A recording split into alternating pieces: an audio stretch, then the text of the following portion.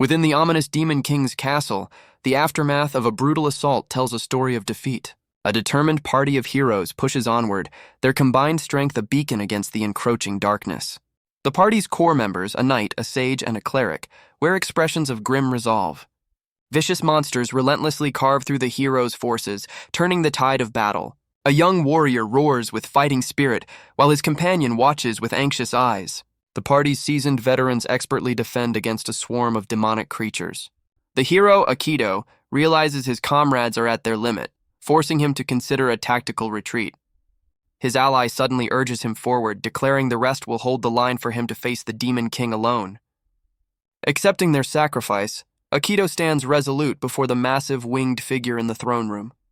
The Demon King greets the lone challenger by unleashing a devastating blast of pure energy. The Demon King's attack consumes the throne room, seemingly obliterating the hero. But Akito bursts through the energy wave, expressing regret for the beatdown he's about to deliver. He unleashes a single devastating strike that shatters the Demon King's very being. The force of his final blow tears through the castle, signaling the end of the battle. The Demon King's monstrous form cracks and distorts, unable to comprehend its defeat. Its body completely disintegrates, shocked by its own sudden and absolute demise. As the dust clears, Akito stands alone, the undisputed victor of the duel. His comrades arrive to find him exhausted but alive, calling out his name in relief. Akito turns, his eyes widening as he confirms his entire party has survived the ordeal. When asked about the fight's outcome, Akito simply offers a knowing, triumphant smile. Akito proudly declares their victory, confident that peace has finally been restored to the world. 1 month later, the scene shifts from the ruined castle to a grand celebration hall. A lavish party is in full swing, celebrating the heroes who defeated the Demon King. The banner reveals this is the 5th consecutive day of the victory celebration. Akito, the guest of honor, is already slumped on a couch, completely exhausted by the festivities. The holy priestess, Flora, approaches him, noticing his weariness from the endless parties. His companions reminisce about his legendary feats, like conquering a massive peak overnight. 2 of his female allies playfully corner him, telling him to just endure the boring ceremonies. The rest of his party arrives, urging him to stop resisting and just enjoy the attention. His comrades admit they also find the formalities tedious, but insist he, as the hero, must bear it. A comrade marvels at the memory of Akito single-handedly defeating the Demon King. Akito humbly deflects the praise, but the towering warrior Garen Eldolf tells him thanks are unnecessary. Garen coldly states they were only fulfilling the mission given to them by their emperor. Unfazed, Akito smiles, insisting he's still grateful to have met such incredible companions. With a heartfelt shout, he extends his hand and thanks his entire party for their support. His comrades watch him, their diverse expressions softening at his genuine gratitude. The hero's face lights up, radiating pure joy and appreciation for his friends. Later that night, a completely wasted Akito is chided by his companions for his low alcohol tolerance. His companion struggles to hold him upright, reminding him there's still an important ceremony tomorrow. The group falls into a serious mood as one member asks what everyone's plans are after the festivities end. A still drunk Akito looks bewildered by the sudden, serious question. Garen Eldolf declares his intention to return home and help rebuild his war-torn empire.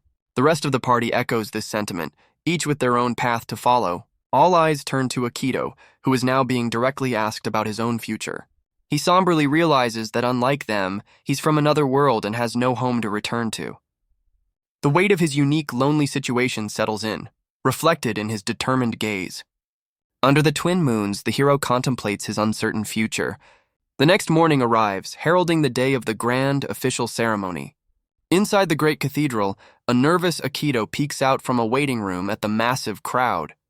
His companions find him, reminding him of the ceremony's importance while he questions his ceremonial attire. His companion explains the ceremony is a formal peace treaty, so his fancy attire is non-negotiable.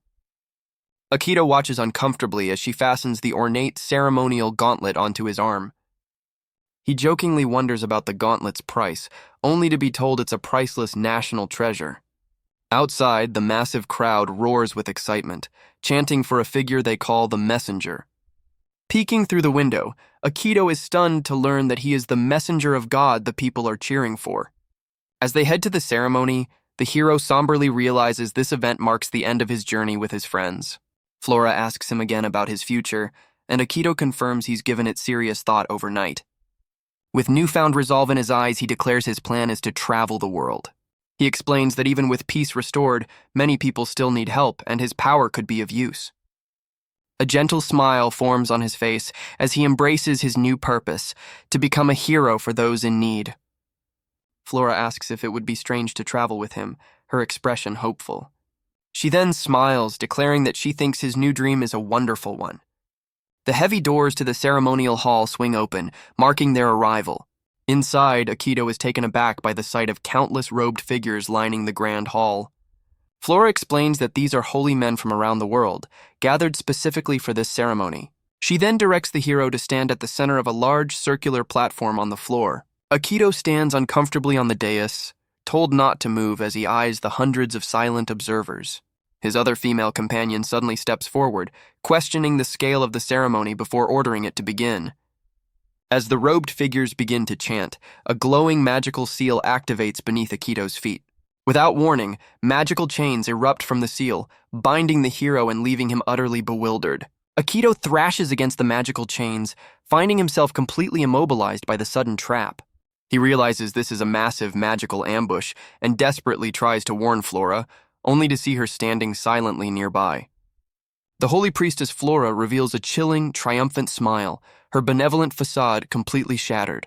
The hero stares up in wide-eyed horror, betrayed by the one person he was starting to trust. Flora condescendingly notes his futile struggles, impressed he can still move while bound by the power of national treasures. Akito's mind reels in confusion, unable to comprehend why the hero who saved the world is being treated this way. She coldly admits that his overwhelming power is what makes him so truly frightening to them. Her face twists into a sinister mask as she confirms his worst fears, shattering his hope that this is just a nightmare. From his trapped position, Akito sees her silhouette looming over him, confirming the grim reality of his situation.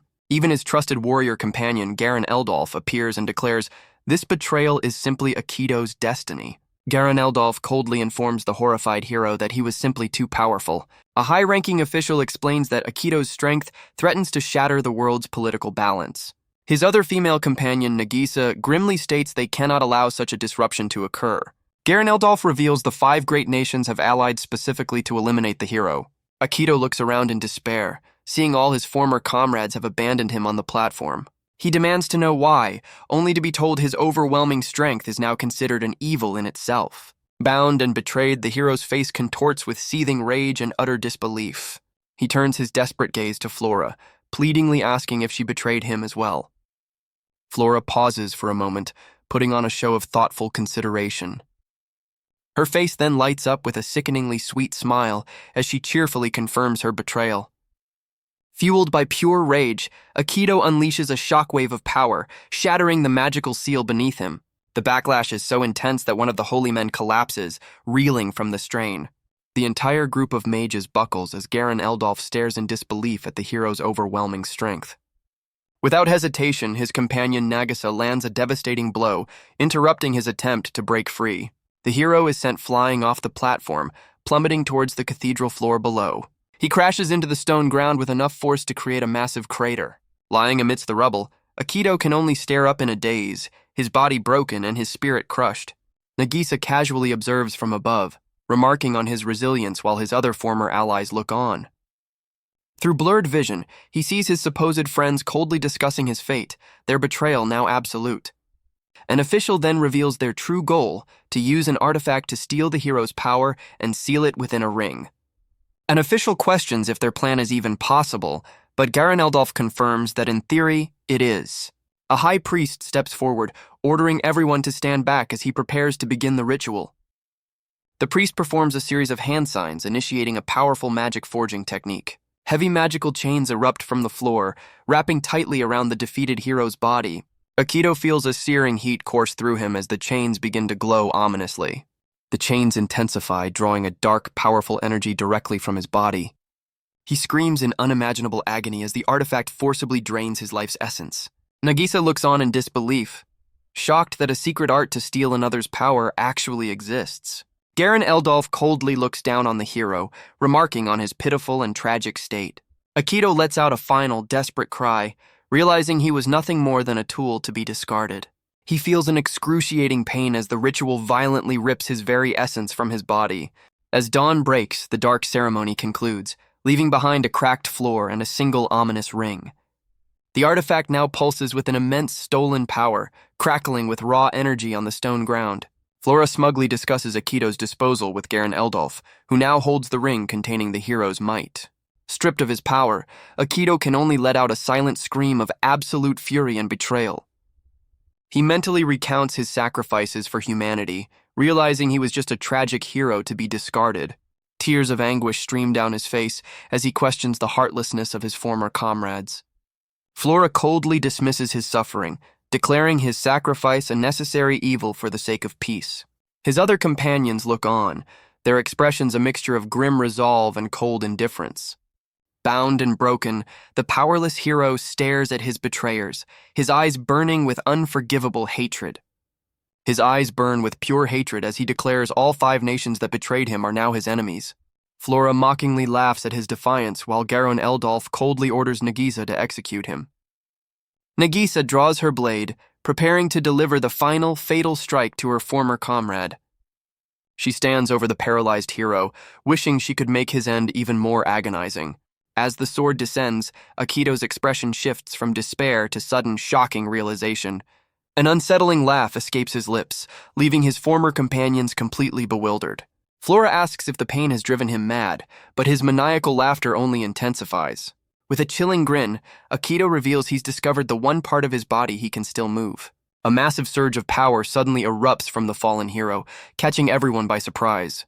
His former allies watch in horror, realizing he's deliberately making his own internal magic go berserk. Garen Eldolf's face twists in disbelief as he finally grasps the hero's insane last-ditch plan.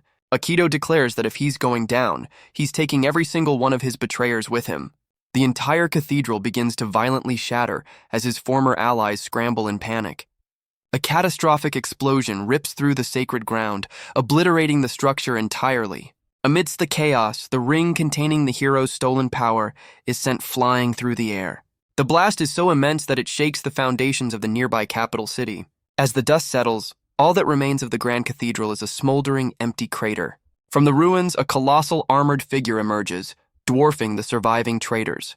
The figure is revealed to be Garen Eldolf, now empowered by the glowing ring on his hand. He smirks, having unleashed the ring's power to survive the blast completely unharmed. Garen Eldolf remarks on Akito's monstrous power, relieved their plan still managed to succeed. Flora looks down on the remaining traitors, questioning their grim expressions now that their goal is complete. With the hero gone, one of the companions eagerly suggests they now fight to determine the world's new strongest warrior. The others react with fury, realizing such a battle would immediately plunge the world into another great war. Smugly declaring their pact fulfilled, Flora announces she is taking her leave and returning to her empire. She offers a final, hollow prayer for the world's future, cementing the fact that the hero has vanished. The traitors later deliver a public address, feeding the citizens a lie about the hero's noble sacrifice. In the shadows, however, many people who were saved by Akito refuse to believe the official story. The narrative shifts to a secluded atelier deep in the woods as the world moves on without its hero. A new character emerges, signaling that this is no longer the story of the fallen hero, but the start of something new. A young woman looks on as a man by a river ponders the cause of the massive explosion from the day before. His attention is suddenly caught by a body tangled in driftwood, floating down the river. He pulls the unconscious man from the water, revealing the face of the fallen hero, Akito, and signaling the start of a tale of revenge. Akito's mind flashes back to his betrayal, remembering his confusion as his comrades gave their cold justifications. He recalls screaming Flora's name, his voice filled with the agony of her deception. In his memory, he reaches for her in utter disbelief, unable to process her treachery. The flashback reveals Flora's face contorted into a chilling and victorious smirk. The full, horrifying realization dawns on him that he was nothing more than a pawn in their grand scheme. His despair finally hardens into a burning, all-consuming rage, his eyes glowing with a new, dark purpose. A singular, cold vow solidifies in his mind. He will never forgive them and will take everything they hold dear. His mind replays his solemn vow to exact revenge on every single one of his betrayers. The memory ends with a silent, furious promise to utterly destroy them all. Akito's eyes snap open, finding himself bandaged and lying in an unfamiliar bed. A wave of shock washes over him as he stares into the darkness of the room. He frantically scans his surroundings, questioning where he is and what has happened. The hero is stunned by the unbelievable realization that he is somehow still alive. Suddenly, excruciating pain racks his body, causing him to cry out and alerting a young woman nearby. She rushes to inform her master that their patient is awake and in agony, his painkillers having worn off. The old man orders her to hold Akito down and force-feed him a medicinal potion. After a struggle, the medicine takes effect, and the exhausted hero finally begins to calm down. As the medicine works, Akito's ragged breathing steadies, but his eyes remain wide with lingering shock. He weakly questions the two strangers, asking who they are, where he is, and how long he has been asleep. A sudden jolt of awareness hits him as the full, unbelievable reality of his survival sinks in. The young woman angrily scolds him for his demanding tone, reminding him that he should be grateful they saved his life. The old man calmly explains they deduced his noble status from the fine, albeit tattered, clothes he was wearing. Akito silently processes that these strangers rescued him, even though he had nothing left. The man introduces himself as Cress and his apprentice as Iris, prompting a quiet apology from the fallen hero. Cress offers to help him contact any family or acquaintances who could come and retrieve him. Iris clarifies that he can stay until he recovers, but expects him to leave once he's back on his feet. Cress grows impatient, questioning how long Akito expects their charity and sparking a tense confrontation. Cress's expression hardens as he realizes Akito is starting to understand his grim situation. Iris looks on confused as Cress decides it's better to reveal the full, harsh truth immediately. Akito demands to know what they're hiding, but Iris's attempt to calm him is cut short. A chilling realization dawns on the hero as he looks down at his own bandaged body. He stares in disbelief at where his arms should be, finding only empty space. The horrifying truth hits him with full force. His limbs are completely gone. Cress grimly explains that removing his limbs was the only way to save him from his catastrophic injuries. Overwhelmed by despair, Akito breaks down completely as Cress orders Iris to restrain him. He thrashes wildly, desperately begging for someone to tell him this is all just a nightmare. His mind races, trying to comprehend how he could have survived the blast only to end up in this state. His mind flashes back to the ritual, connecting the chains and magic to his current horrific state. He stares at the bandaged stumps where his limbs used to be, the grim reality sinking in deeper. Overcome with revulsion and grief, his body convulses as he collapses in on himself. While Iris watches in pity, Cress maintains a stern, unreadable expression. The hero hangs his head in utter defeat, whispering questions about why he deserved such a cruel fate. He realizes that in this state, he can neither live a normal life nor exact his revenge.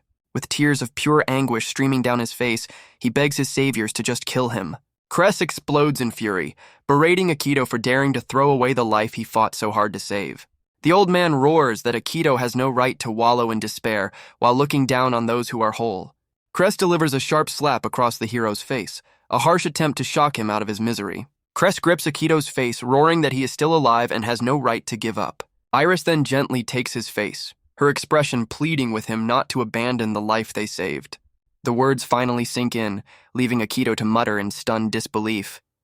He looks down at his broken body, despairingly questioning what kind of life he can possibly lead now. A sudden thought strikes Akito as he recalls this is a workshop, his eyes drawn to the old man's leg. Cress proudly reveals his own intricate prosthetic leg, introducing his craft of magical prosthetics. He explains that a long and brutal war has raged ever since the Demon King's forces first attacked. As magical weapons grew more powerful, so did the number of soldiers who survived with catastrophic limb-losing injuries. Faced with a shortage of troops, the rulers demanded a way to refit their injured soldiers for the front lines. Thus, the technology of magical prosthetics was born, created to repurpose broken soldiers for the war effort. Cress boasts that he's the foremost expert, but Akito is shocked the tech can be controlled by will alone. A vision fills the hero's mind. With these new limbs, he could stand and fight once more. A flicker of hope ignites into a raging fire in his eyes, realizing his journey isn't over. He asks the ultimate question, can he be fitted with 4 prosthetics and control them all? Iris immediately interjects, explaining the sheer impossibility of such a feat due to the complex mana control required.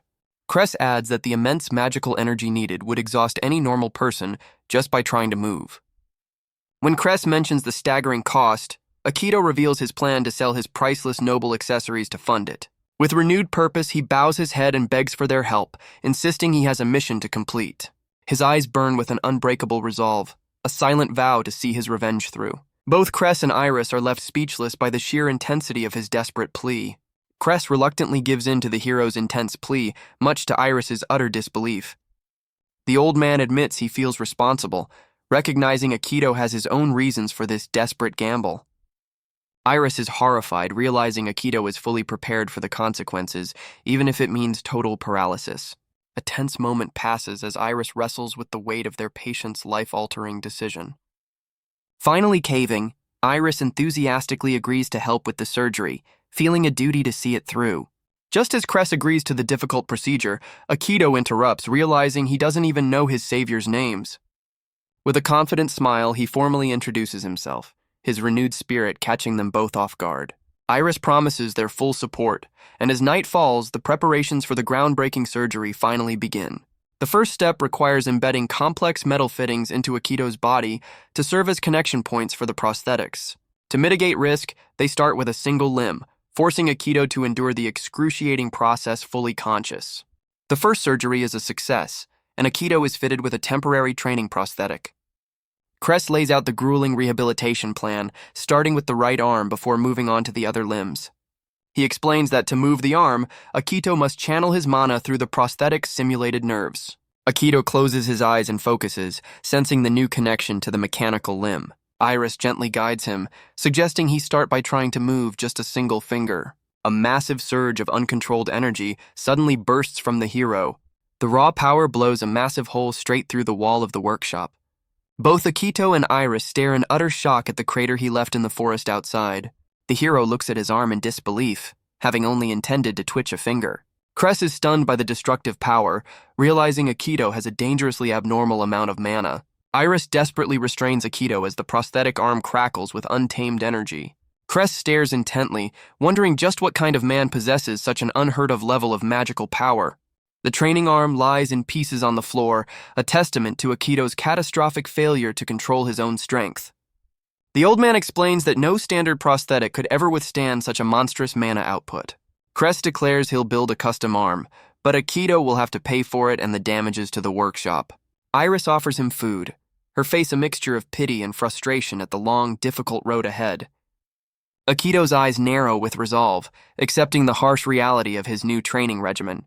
He stubbornly refuses her help, his pride clashing with the humiliating reality of his complete dependence. As a storm rages outside, a new kind of torment begins to stir within the hero. Akito thrashes in his bed, gripped by the agonizing phantom pains of his missing limbs. The pain is a cruel trick of the mind, a phantom sensation that no medicine can touch. With no known cure for his condition, he writhes in his bed, cursing the relentless torment. But instead of breaking, he channels the agony, using it as fuel for his burning desire for revenge. Overhearing his pained screams for revenge, Iris realizes they must expedite the surgery. 1 year later, after countless surgeries and grueling training, Akito finally stands on a pair of prosthetic legs.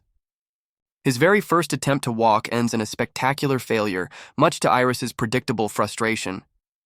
As Iris scolds him for his recklessness, Akito explains he's just desperate to master his new body. As his saviors help him up, Iris scolds him for his impatience, wondering why he's in such a hurry.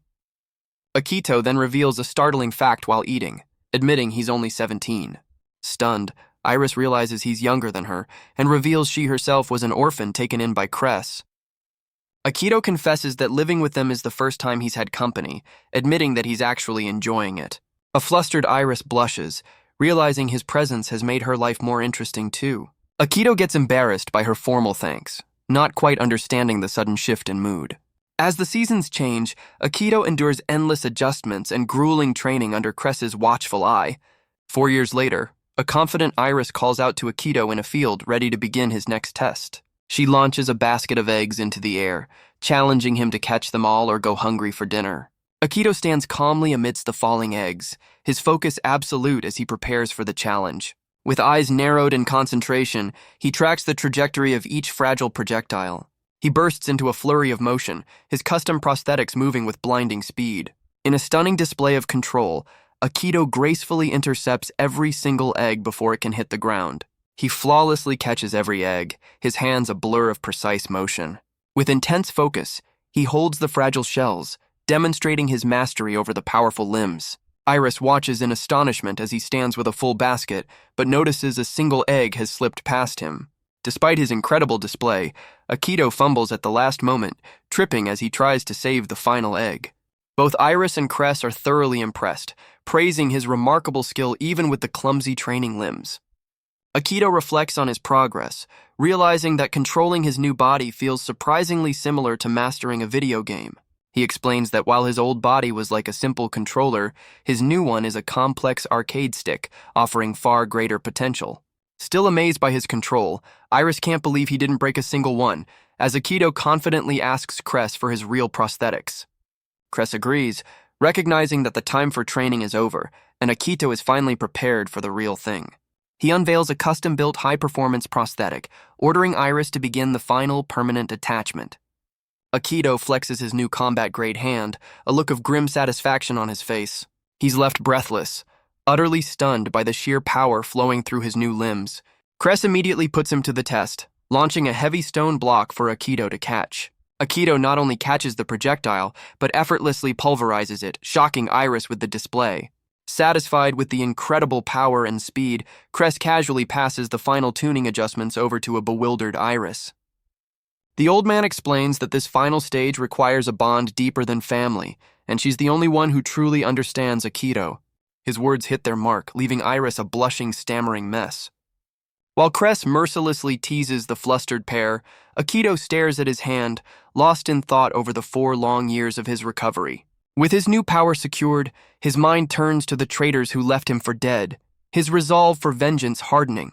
Several months pass, and the scene shifts to a new city, where his journey for revenge is set to begin. With Cress bedridden with a cold, Akito and Iris venture into the city to run errands.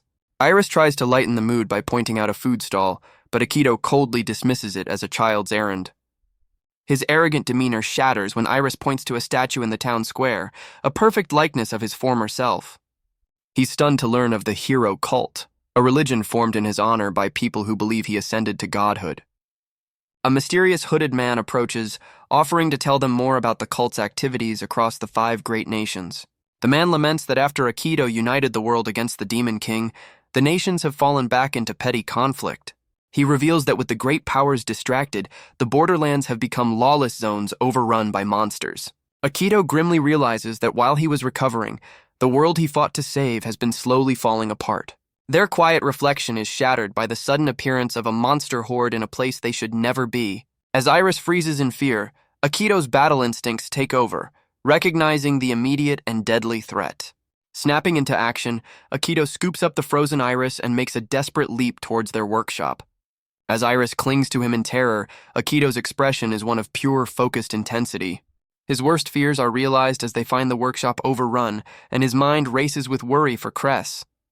The battle is already underway, with Cress and the mysterious man fighting desperately against the swarm. Relieved to see Cress is safe, Akito unleashes his fury, shattering a monster while cursing his own delayed reaction. Surveying the devastation, Akito comes to a chilling conclusion. This was a targeted attack by the 5 great nations. Their victory is short-lived as they find Cress critically injured, whispering that their enemies have stolen their very existence. The traumatic event triggers a flashback for Iris, who desperately tries to wash away the memory of her past captivity. Her composure shatters as she relives the moment of her abandonment, crying out for her master not to go.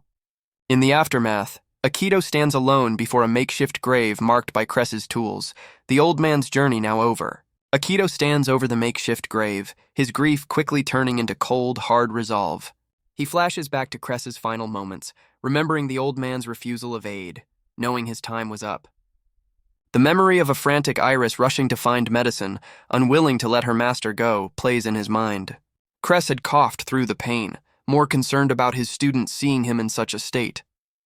A wave of guilt washes over Akito as he questions if his presence brought this fate upon them.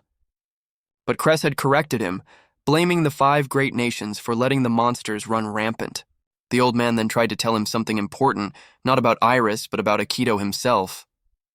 The mysterious man's words interrupt his thoughts, revealing he'd seen the darkness of an avenger in Akito's eyes from the start. Akito's gaze narrows, the same burning intensity from that first day now fully ignited. The man had given Akito the tools for vengeance, believing his quest would spark a fire to engulf the nations. He recalls Cress's final instructions, explaining that he trusted them to replicate his work should he fall. Akito clenches his fist, acknowledging that his new path is set and he can no longer be stopped. His thoughts drift to Cress's final plea, a desperate request for Akito to protect his foolish apprentice. Akito had promised his dying master he owed them both, urging him to rest without worry. His grief solidifies into a chilling vow he will have his revenge no matter the cost. Back in the present, Akito turns to the grieving Iris by the grave, telling her he has something to say. Iris recoils in horror, utterly stunned by the cold, cruel nature of his words. He calmly confirms her worst fears, revealing he has just told her the entire truth of his past. Iris insists she's no fool, arguing that after watching him for 4 long years, she knows he is not a liar.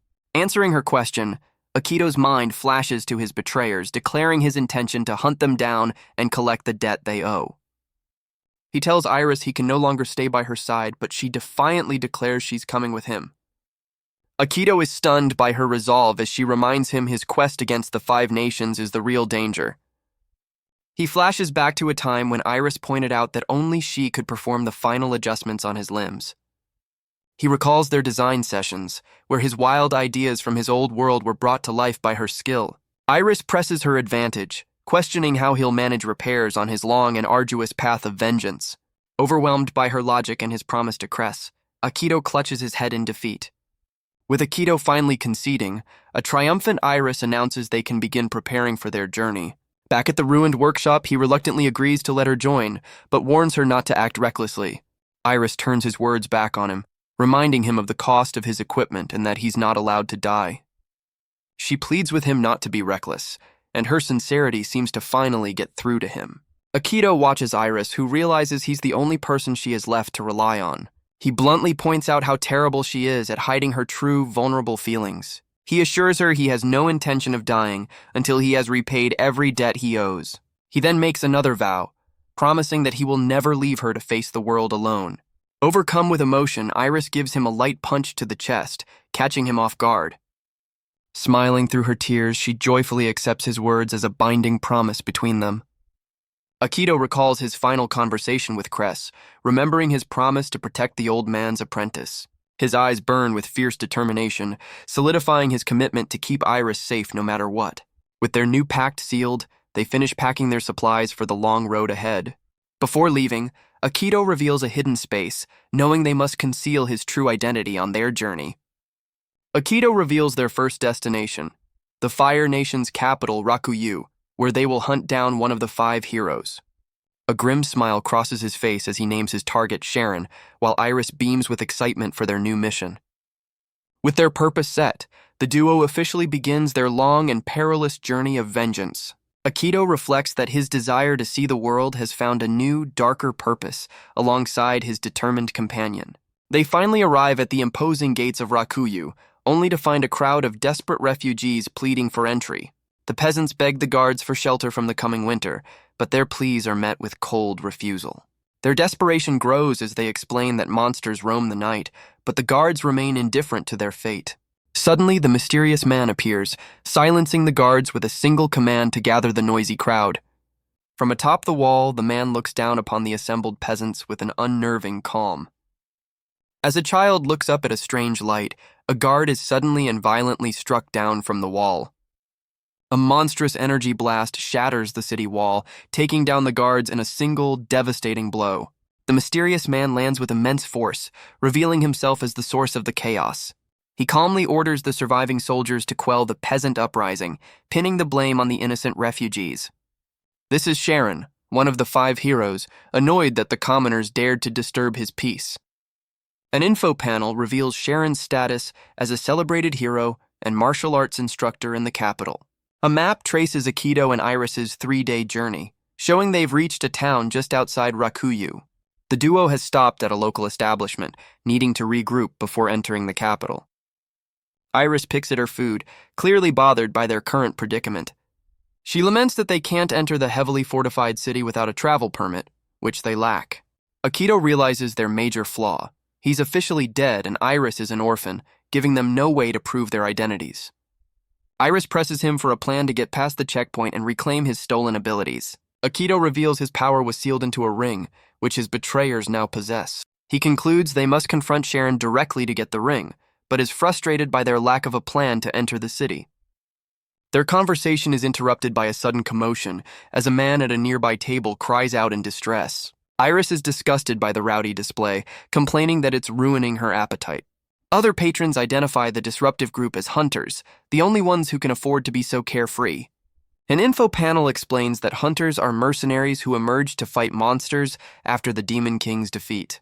Akito realizes that hunters have a special privilege. They are exempt from all border inspections. With a new plan forming, Akito approaches the hunters' table and asks to join their party. The lead hunter glares at the unwelcome interruption, while Iris watches in horrified disbelief. The lead hunter smirks, finding Akito's bold request amusing, while Iris looks on with concern. He condescendingly asks if the boy simply wants to know how to become a hunter. Getting up, the man mockingly offers to cut to the chase and introduce Akito to the right people. He then dismisses Akito entirely, claiming his scrawny frame would get him killed instantly. Akito calmly declares that he is stronger than the hunter, and if he is weak, then so is the hunter.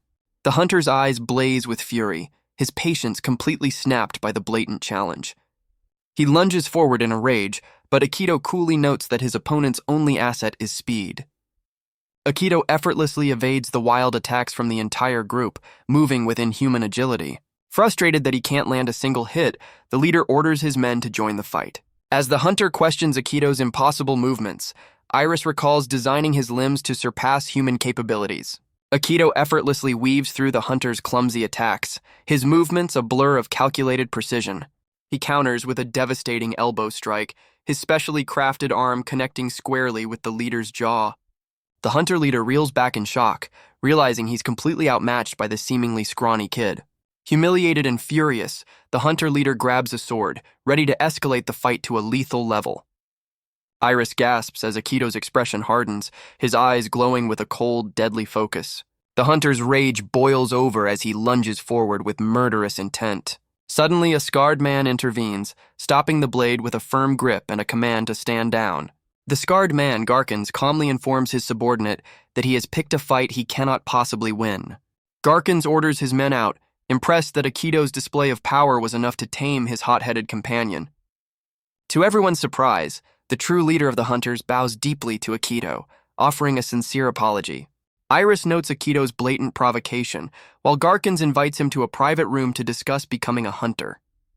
Akito accepts the surprising offer with a sharp, confident grin, his plan falling perfectly into place.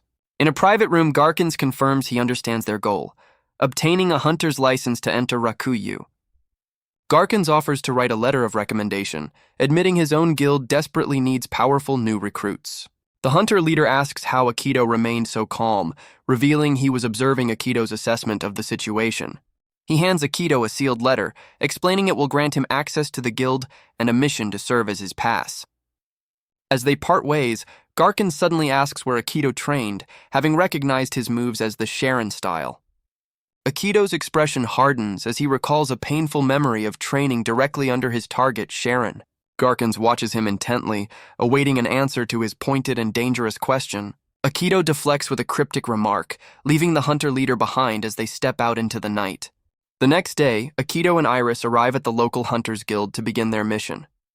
They meet their client, a merchant named Lugius, who is overjoyed to have them as his escorts. Lugius sheepishly explains he can only offer half the standard pay, much to Iris's dismay. As Iris complains about the low pay, the merchant panics, fearing he'll be left to face the dangers alone.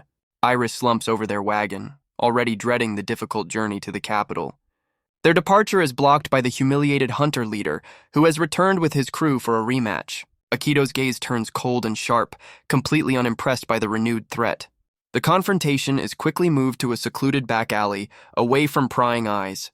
In an instant, Akito single-handedly defeats the entire group, leaving them groaning on the ground. He walks away in disgust, remarking that the leader's naive nature reminds him of someone from his past. Akito grabs the defeated hunter by the chin, forcing him to listen to a final, chilling warning. He reveals his original plan was to steal their license, but their leader's decency changed his approach. Akito coldly advises the man not to cross him again, as his patience is dangerously thin. His piercing gaze leaves no room for misunderstanding the deadly seriousness of his threat. Returning to the wagon, Akito calmly tells a worried Iris that he was just tying up a loose end. With the path finally clear, their party officially sets off towards the capital city of Rakuyu. On the road, Iris questions if their actions make them villains, a thought Akito dismisses. He clenches his fist, knowing a direct fight is impossible and that he must be more ruthless than his enemies. Akito vows to see his betrayer's downfall, even if it means transforming from a hero into a villain. Their long journey to the capital begins, taking them through the vast and winding countryside. Their merchant client chatters excitedly about his travels, but notes the recent troubling increase in monsters. He formally thanks them for their protection, addressing Akito by his new alias, Kuju. Iris immediately questions his odd name choice, prompting a flustered Akito to tell her to drop it. He reflects that Kuju was his family name in a past life, a perfect blend of rare and inconspicuous. Akito asks for more details on the monsters, and the merchant confirms they are only low-level threats on this road. Lugius reveals his knowledge comes from a monster encyclopedia, a book Akito is stunned to learn even exists. The merchant offers his worn copy, explaining the Hunters Guild sells them to help adventurers. As Akito examines the book, Iris leans in, delighted by the illustrations, while he notes how much the world has changed. The encyclopedia displays various low-rank monsters, from D-rank beasts to a C-rank humanoid. It also details terrifying high-level threats, including an A-rank dragon and a world-ending S-rank demon executive.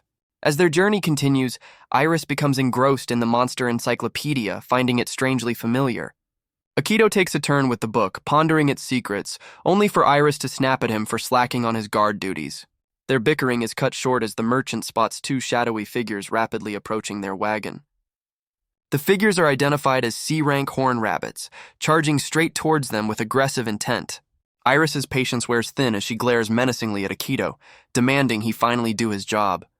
Without even looking up from his book, Akito calmly calculates the trajectory of the incoming threats. In a flash, both horn rabbits are obliterated mid-lunge, taken out by an unseen force. As the monsters' bodies disintegrate, a gleaming magic stone is left behind. Iris and the merchant are left speechless, amazed that Akito defeated two C-rank monsters with a single casual glance. Akito learns that magic stones are a monster's core, realizing this mission will be a simple way to earn funds. A closer look reveals Akito's prosthetic arm is a marvel of magic engineering, using silver to conduct immense power. With the minor threat handled, the merchant cheerfully urges them onward, completely unfazed by the display of power. Their journey stretches on for days, taking them through breathtaking but treacherous mountain passes under the starry night sky. As they make camp, Iris diligently practices her swordsmanship, while Akito remains absorbed in the monster encyclopedia. During a cold night, Akito keeps watch, quietly covering a sleeping Iris with a blanket. The next morning, Akito pulls back the wagon's cover, revealing a colossal mountain looming over their path. Suddenly, a massive cloud of dust erupts in the distance, signaling the approach of something big. The dust cloud is caused by a massive horde of horn rabbits, but a far greater threat lurks in the sky above them. A monstrous griffin descends from the sky, letting out a terrifying screech as it dives towards the party. The massive beast lands directly in their path, its sudden appearance shocking even the normally unflappable Akito. The griffin's powerful landing sends a shockwave through the ground, throwing the wagon into chaos. While the merchant panics over the A-rank monster, Akito calmly deduces it was only hunting the horn rabbits. With its original prey gone, the griffin now locks its hungry eyes on the party, seeing them as its new meal. Iris springs into action, bravely leaping to intercept the beast's charge and protect the wagon. She delivers a stunning kick directly to the griffin's head, sending the massive creature stumbling back. As the beast roars in fury, Akito mockingly asks if it's surprised to finally meet a real challenge. He then unleashes his prosthetic arm, firing a high-tension wire directly at the monster. The wire ensnares the griffin's neck just as it attempts to take flight, halting its escape. With a powerful tug, Akito yanks the colossal beast out of the air, pulling it helplessly toward the ground. He slams the griffin into the earth with immense force, leaving his companions stunned by his overwhelming power. With the path clear, the party finally arrives at a bustling town, much to the merchant's relief. As the wounded griffin flies away, the merchant marvels at their power while Iris complains that Akito let it escape. The merchant's awe turns to suspicion as he questions Akito's true identity, finding his power far beyond that of a normal bodyguard. Akito dismisses the inquiry, curtly silencing Iris when she tries to add her own sarcastic theory. The merchant can only look on in utter confusion, completely baffled by the pair's nonchalant bickering. Leaving the griffin behind, Akito refocuses the group, stating their priority is reaching Rakuyu without further delay. Iris's attention is suddenly captured by a massive structure ahead, pointing it out to a smirking Akito. Their long journey finally concludes as they stand before the magnificent main gate of the capital city, Rakuyu. Meanwhile, under the pale moonlight, a mysterious figure sits calmly atop the massive corpse of the defeated griffin. A stern monk inspects the scene, marveling that a single individual could defeat an A-rank monster, a feat he considers nearly impossible. The mysterious figure is a smug young man who belittles the monk, attributing the griffin's defeat to the 5 heroes. This self-proclaimed hero then orders his lackeys to retrieve the magic stone and bring him a beautiful married woman. He sadistically insists the woman's husband be brought along as well, taunting the stoic monk. A close-up on his face reveals a chillingly depraved and sinister grin. A dark memory surfaces, showing a man writhing in agony on the floor as a younger Akito looks on in horror. The villain's expression twists into a crazed, ecstatic smile, showing he thrives on the suffering of others. Elsewhere, Iris astutely observes that some people enjoy taking what is most precious to others. The villain confirms this twisted philosophy, declaring that the feeling of domination is the absolute best. Back at the capital's entrance, Akito calmly presents a document to a stern gate guard. After Akito explains their purpose, the massive gates begin to open, with Iris noting his surprisingly infamous reputation. Iris is completely starstruck by the magnificent capital city, a sight she's clearly never witnessed before. The sprawling city of Rakuyu is a testament to the N Kingdom's power, with grand architecture stretching as far as the eye can see. A local explains that this capital is the vibrant center for a kingdom of over 20 million people, bustling with trade and life. Iris's focus is immediately stolen by a street vendor, her stomach leading her towards the local delicacies. Akito shuts down her sightseeing plans, reminding her they have business to attend to before any fun. He leaves Iris to her tantrum on the street, his expression showing zero patience for her antics. Instead of the guild, Akito leads them to an old dojo, the Shaoryu Dojo, stopping to stare at the entrance. The name Shaoryu triggers a flood of intense memories for Akito, flashing images of past conflicts and familiar faces. He unleashes a palpable wave of killing intent, the sheer force of his presence cracking the very ground beneath him. Akito's sudden surge of power sends nearby animals into a frenzy, sensing the immense danger he now radiates. Iris calls out in alarm, shocked by the terrifying aura emanating from the shadowed, vengeful Akito. Hearing her voice, Akito reigns in his fury, acknowledging her concern before turning away from the dojo.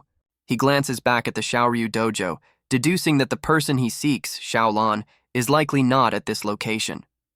A worried Iris wisely suggests that their first step should be to gather intelligence before making any rash moves. Akito questions a local official, who reveals Xiaolan is either on a kingdom-wide inspection tour or on a royal monster-slaying mission.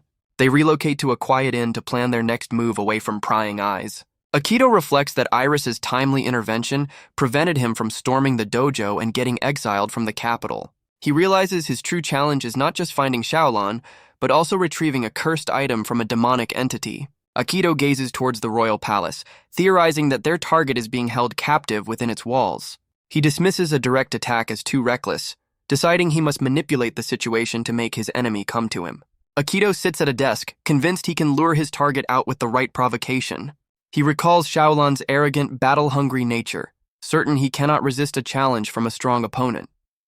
His master plan is revealed to be a crudely drawn, taunting challenge note designed to infuriate his enemy. With a triumphant grin, Akito declares his childish masterpiece perfect, ready to be spread throughout the capital. Iris immediately calls him an idiot, pointing out that only a fool would fall for such a simple-minded trap. She reflects that while Akito is usually calm and rational, his judgment clouds over when it comes to his revenge. Iris bluntly states that his quest for vengeance makes him completely blind to his surroundings. She then pats his head reassuringly, telling the flustered Akito to calm down and gather information first. Later, Iris returns with a flyer, explaining she learned of a major annual event while networking with local hunters. She reveals the existence of a massive martial arts tournament held in the kingdom's Grand Colosseum, a perfect stage for a confrontation. Iris reveals the tournament's reigning champion is none other than Wan Xiaolan, shocking Aikido. She explains Xiaolan is defending a century-old winning streak, making his participation a certainty. Aikido's eyes narrow, knowing his rival's arrogant personality would never allow him to miss such a grand event. He clenches his fist, realizing this tournament is the perfect opportunity to confront his foe and reclaim what was stolen. A sinister grin spreads across Aikido's face as he confirms Xiaolan is his primary target, much to Iris's unease. And so, as the time for the tournament draws near, the stage is set for a fated confrontation. With each faction preparing for the coming battle, the Grand Martial Arts Tournament is about to begin. The imposing gates of the Imperial Colosseum stand ready as the End Kingdom's ultimate fighting competition commences. As fireworks light up the sky, Iris marvels at the massive festival, questioning if Aikido is truly ready to compete. Aikido reveals a makeshift prosthetic arm, confidently declaring that its limited power is all he needs to win. Aikido admits his current prosthetic isn't enough to defeat Xiaolan, much to Iris's financial dismay. He nonchalantly calls it a handicap, announcing he's about to tune up his arm right now, shocking Iris. A flashback to the previous night shows a frantic Iris, baffled by Aikido's demand to build a new arm from a complex blueprint overnight.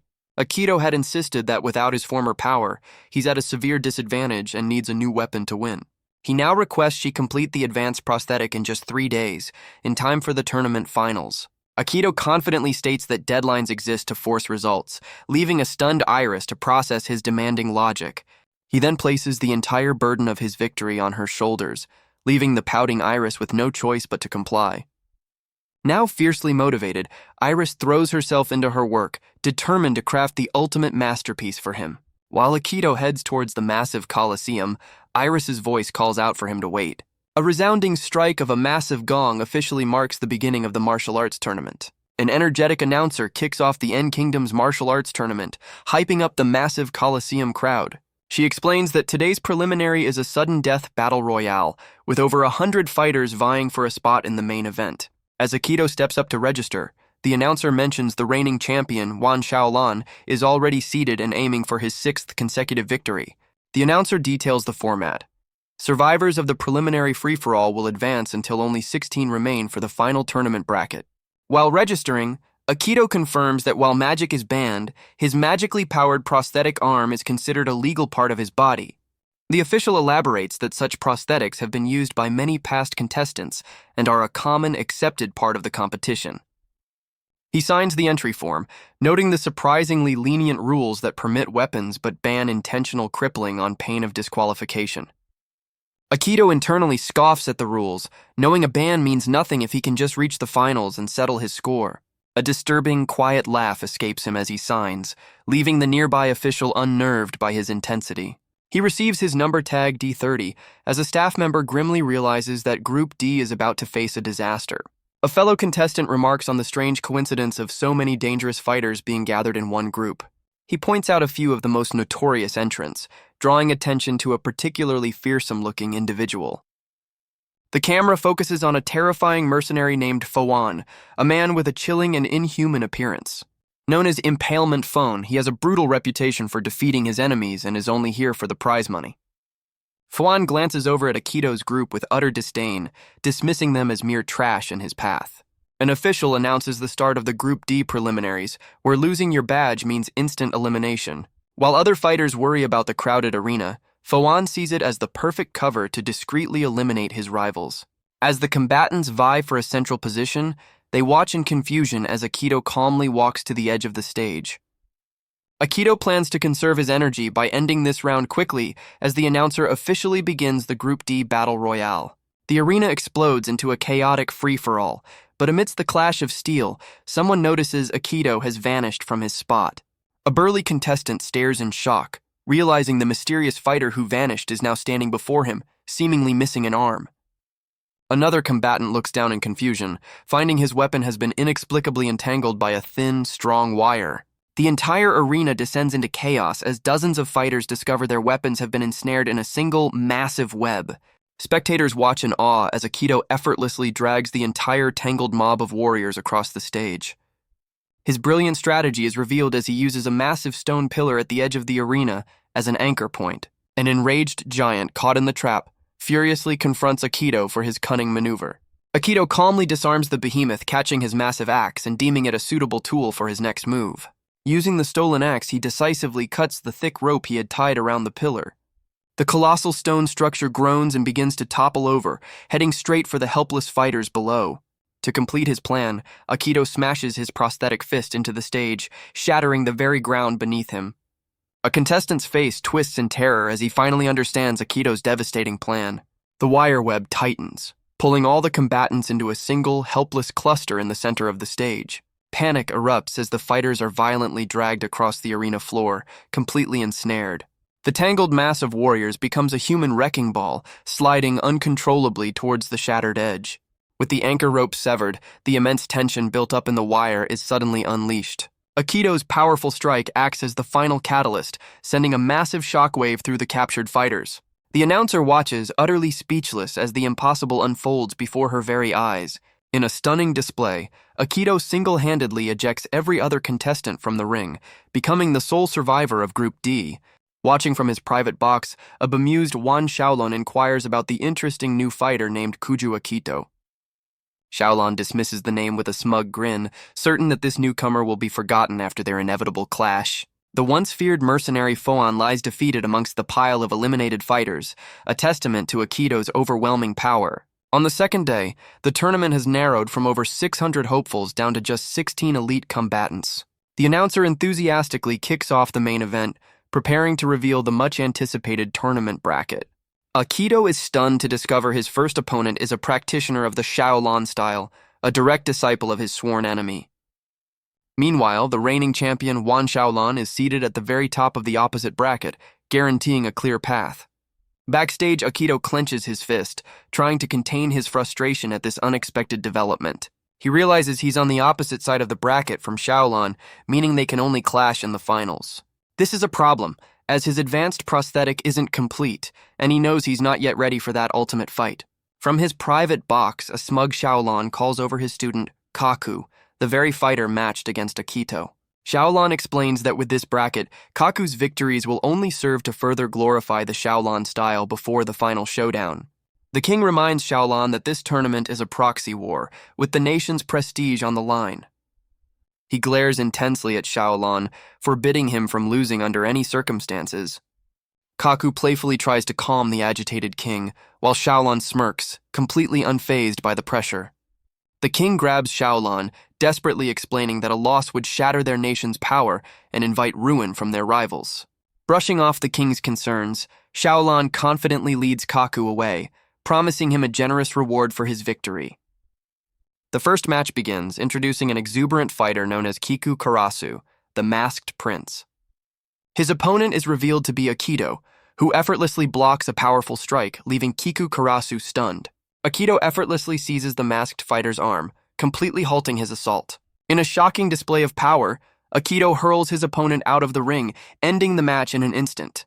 As the second match begins, a flamboyant fighter named Iron Rose calls out to Akito, intrigued by the secret of his powerful arm.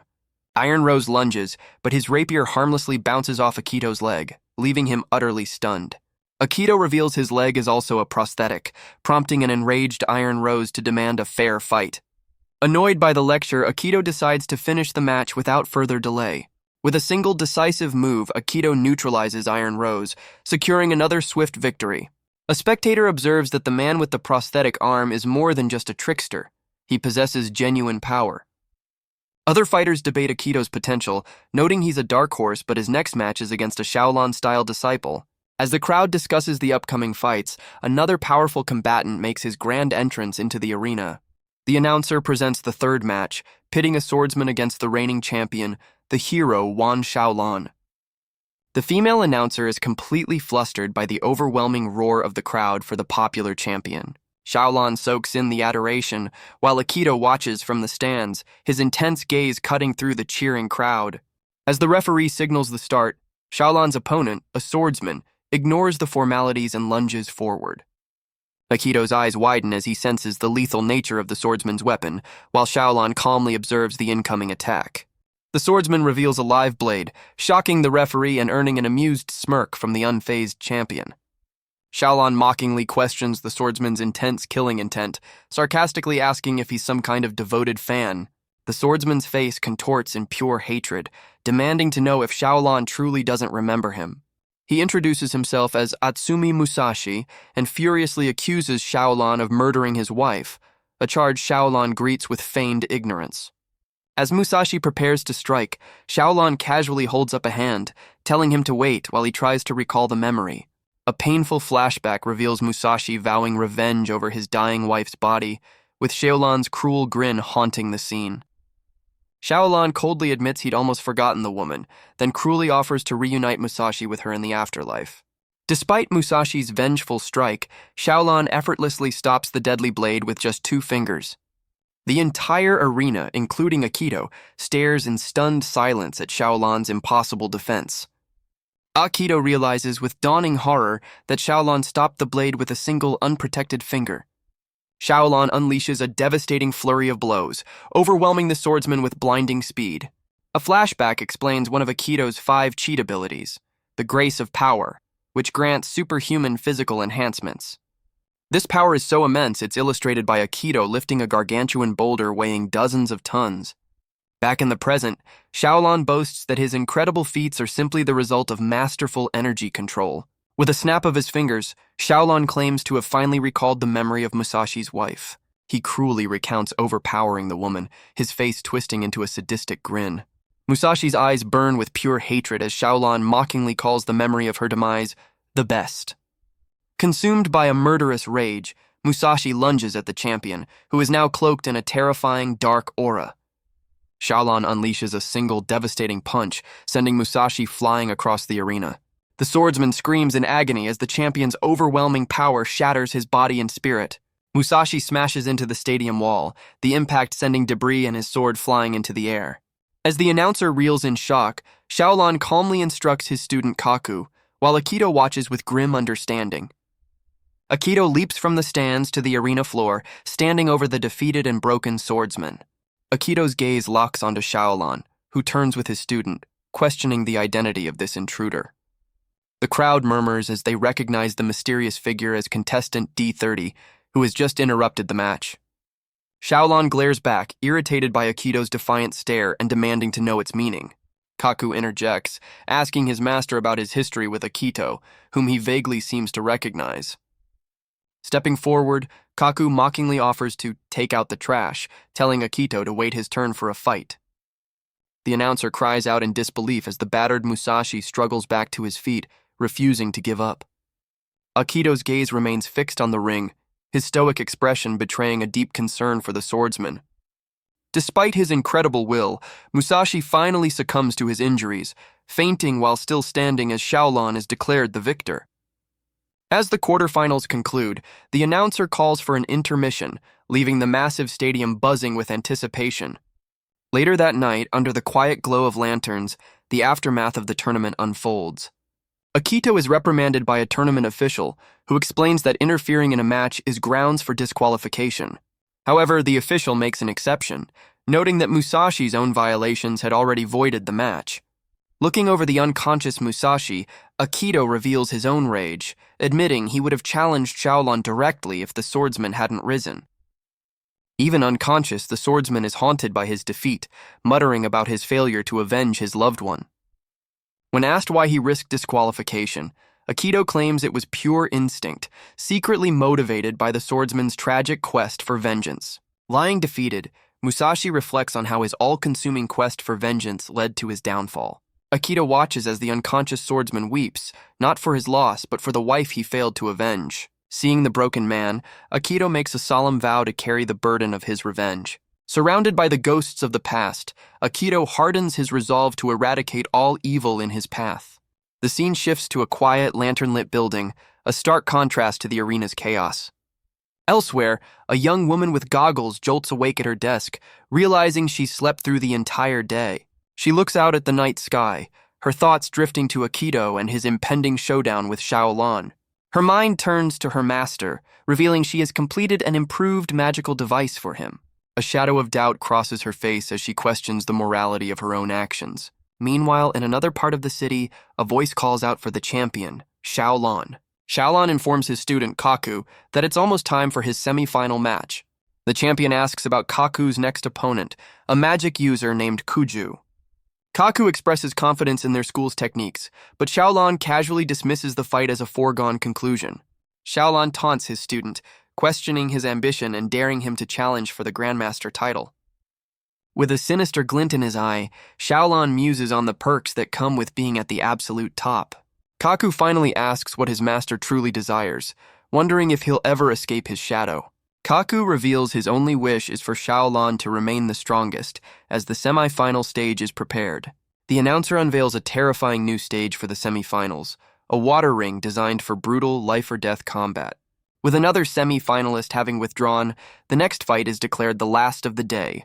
An official leads Kaku to the arena, the student's mind fixed on his own relentless pursuit of strength.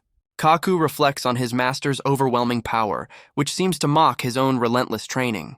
As he enters the arena, Kaku accepts his role in Xiaolan's shadow, content as long as his master remains supreme. Kaku and his opponent, Kuju, stand on opposite ends of the water stage, ready for their semi-final showdown. The announcer explains the new brutal rules. Ring-outs are now in play, and the fight is to the finish. The two combatants lock eyes, their shared determination filling the air with tension. With a resounding signal, the semi-final match officially begins. The fighters immediately engage, Kaku blocking Kuju's initial assault with practiced ease. They remain locked in a fierce stalemate, each testing the other's strength and resolve. Kaku's confidence wavers as he realizes Kuju's technique is far more unusual than he anticipated. In a flash of light, Kuju unleashes a surprising countermaneuver with his hand, catching Kaku off guard. Kuju seizes Kaku's arm, twisting it with a grip that belies his slender frame. Using Kaku's own momentum, Kuju effortlessly redirects his opponent's charge. He hurls the larger fighter across the water-covered stage with surprising force. Kaku slides across the surface but manages to regain his footing, digging his fingers into the platform. Kuju leaps high into the air, soaring above the stone pillars to press his advantage. Their eyes meet across the arena, both fighters calculating their next move with deadly precision. Rather than brace for impact, Kaku launches himself upwards to meet his opponent head-on.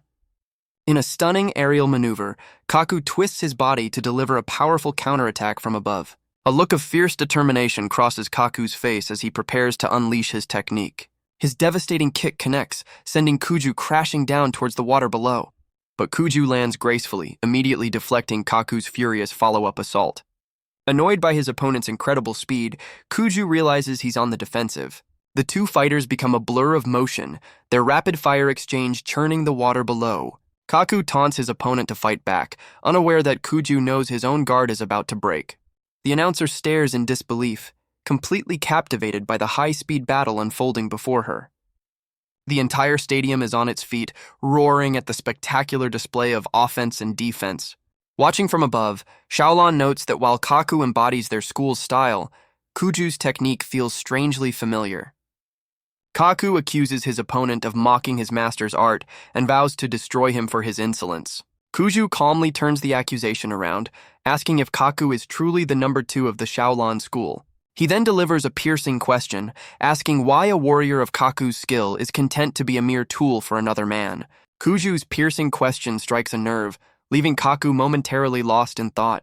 Enraged, Kaku rejects the insult, declaring that the Xiaolan school is the most powerful in the world. He dismisses any doubt, unleashing a powerful aura to prove his unwavering loyalty. Kaku activates a secret Xiaolan art, a breathing technique that grants him explosive physical strength. With a mighty stomp, he sends a massive shockwave of water and debris hurtling toward his opponent. Kuju effortlessly dodges the blast, instantly reappearing behind the powered-up Kaku. As Kaku turns to strike, Kuju unleashes a swift counter, targeting his opponent's arm with a hidden device. Kaku cries out in shock as sharp objects pierce his skin, realizing he's been caught in a trap. The crowd watches in awe as the stage erupts from the sheer force of their clash. Kaku scoffs at the trick, declaring that such a cheap imitation of his master's power will never break his guard. Kaku dismisses the superficial damage, his resolve hardening like stone. He retaliates with a devastating kick, proclaiming the Shaolin style as the world's strongest. The announcers are stunned by Kaku's brutal offensive, believing the match is already decided. But Kuju, even while falling, mocks Kaku's limited view of what true strength is.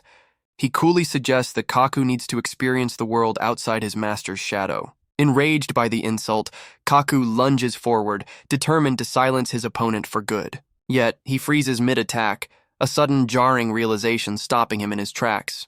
Kuju stands calmly, revealing a hidden wire trap as he questions Kaku's lack of awareness. In a flash, Kuju unleashes a brutal armored punch, striking Kaku's jaw with immense force. The powerful blow sends Kaku flying across the arena, his cry echoing through the stadium. Kaku's world spins as he hurtles backward, utterly bewildered by the sudden reversal. The announcer frantically explains Kuju's brilliant tactic, using a hidden rope to launch a surprise attack from Kaku's blind spot. Kaku struggles to his knees, his equilibrium shattered, as it's revealed Kuju's every move was a calculated setup. Kuju continues his psychological assault, questioning how much a single defeat would damage the Shaolin school's prestige. Kuju calls it a pity that Kaku's impressive training is wasted, suggesting he needs to experience life outside his master's shadow. Kuju's final verbal blow strikes deep, claiming Kaku can never be the strongest under Shaolin and triggering a flood of memories. His mind flashes back to his past, recalling the admiration and respect he once commanded from his peers at the temple. Yet, that memory is tainted by the moment he accepted his fate, forever walking in the shadow of his master, Shaolin. Snapping back to reality, Kaku rises with renewed purpose, declaring he must be the one to show the world the true path of the Shaolin style. He unleashes a final desperate roar, vowing he will not be defeated by the likes of Kuju.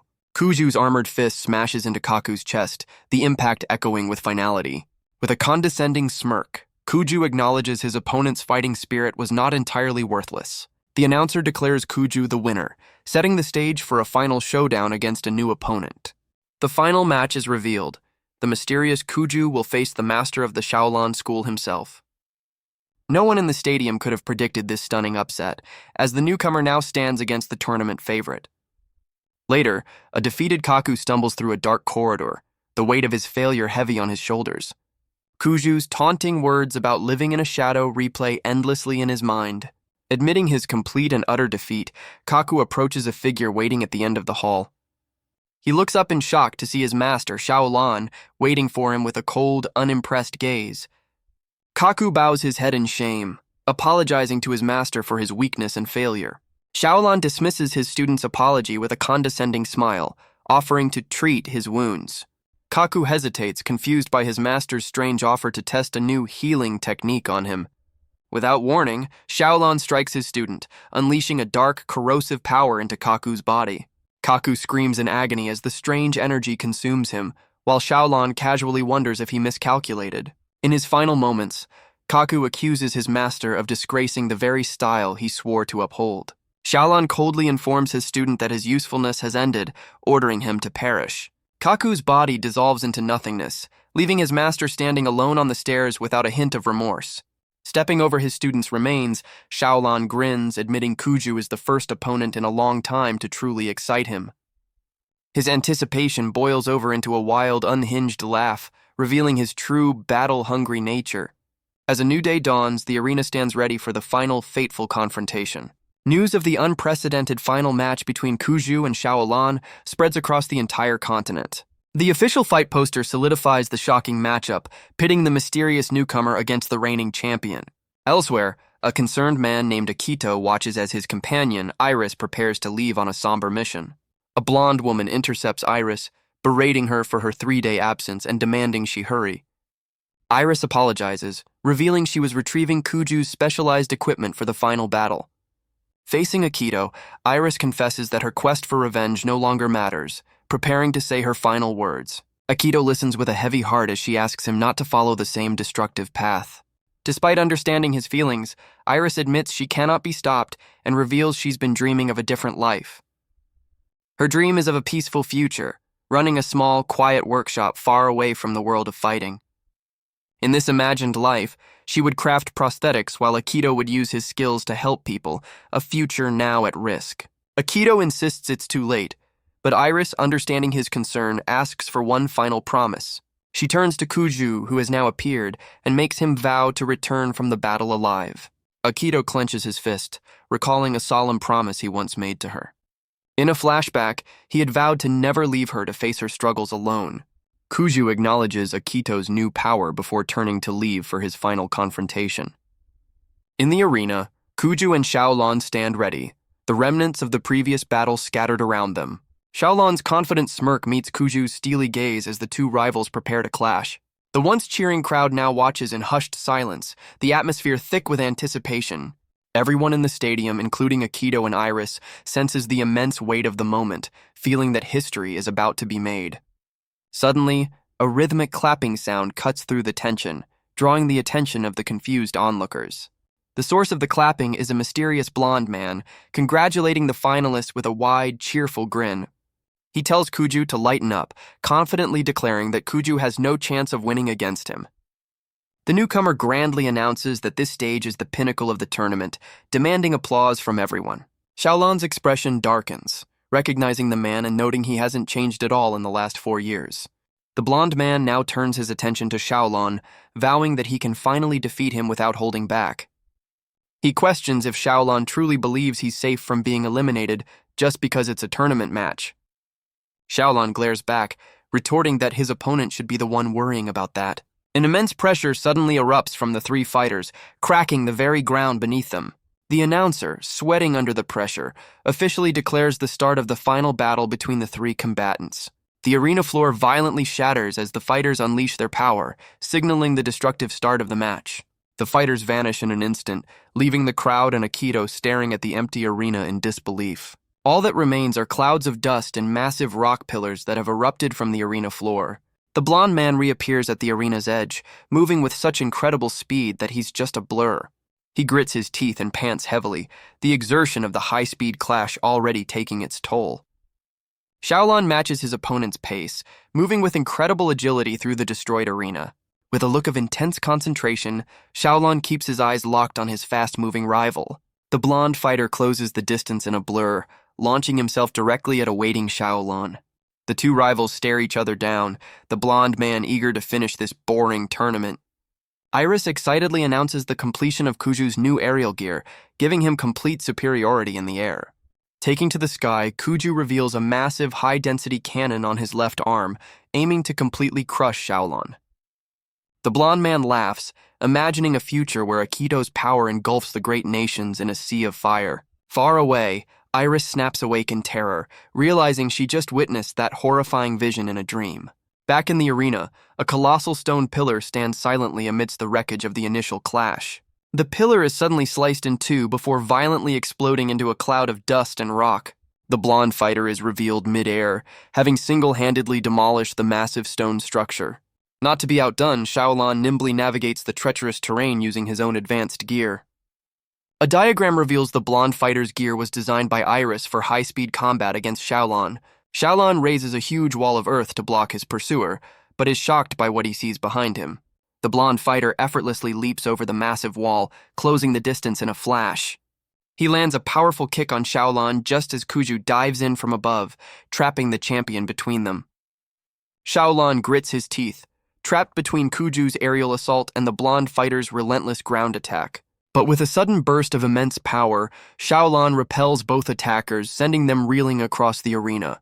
The blonde fighter and Kuju lock eyes, a silent understanding passing between the two temporary allies. In an instant, the two unleash a flurry of attacks, their movements so fast they leave trails of energy in their wake.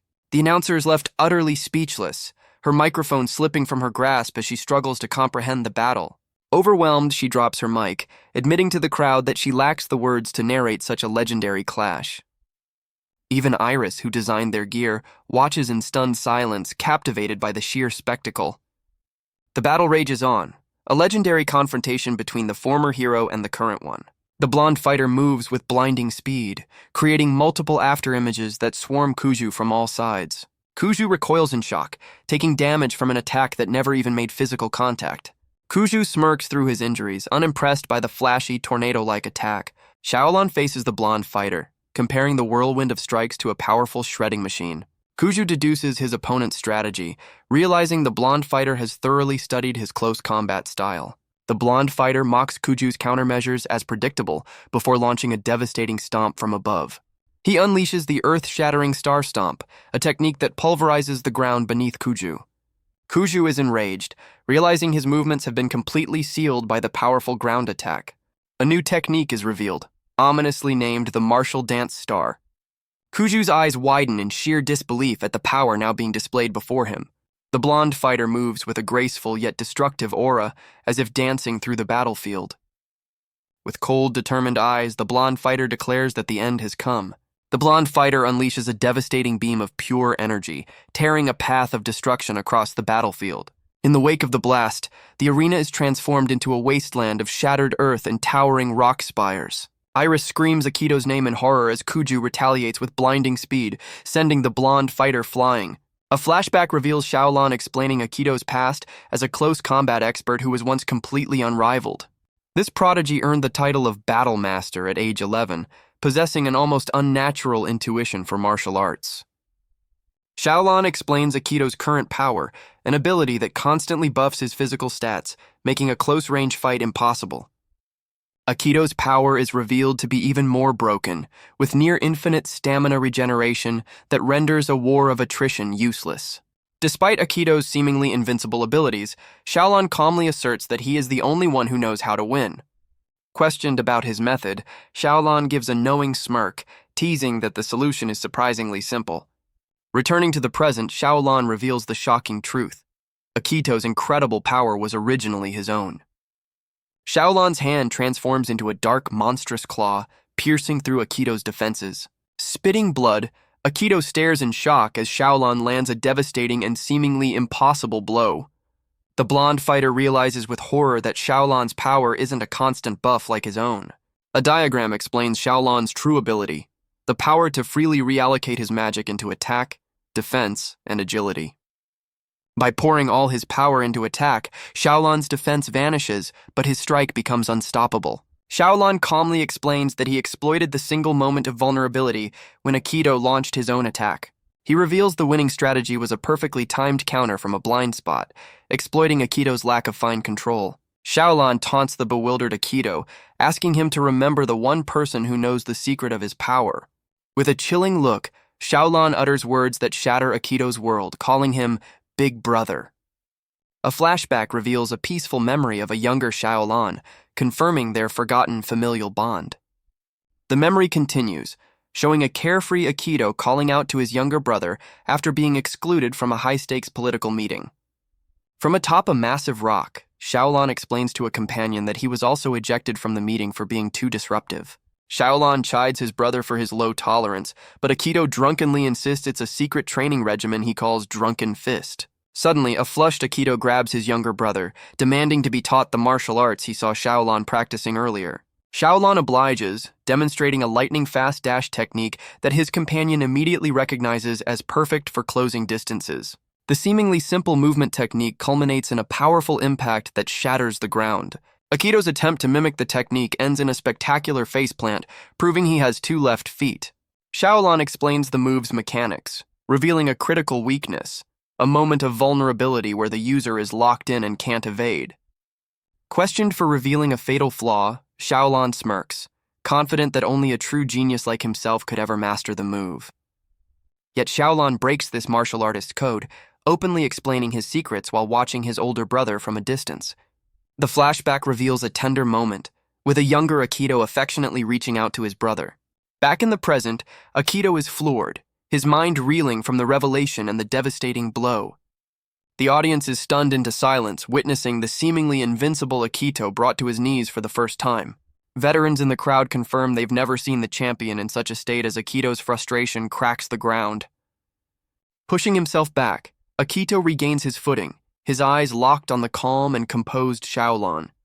Akito expresses disbelief that Xiaolan is alive, while Xiaolan coldly states he has clawed his way back for revenge. Akito questions his brother's next move, wondering what he could possibly do after all that's happened.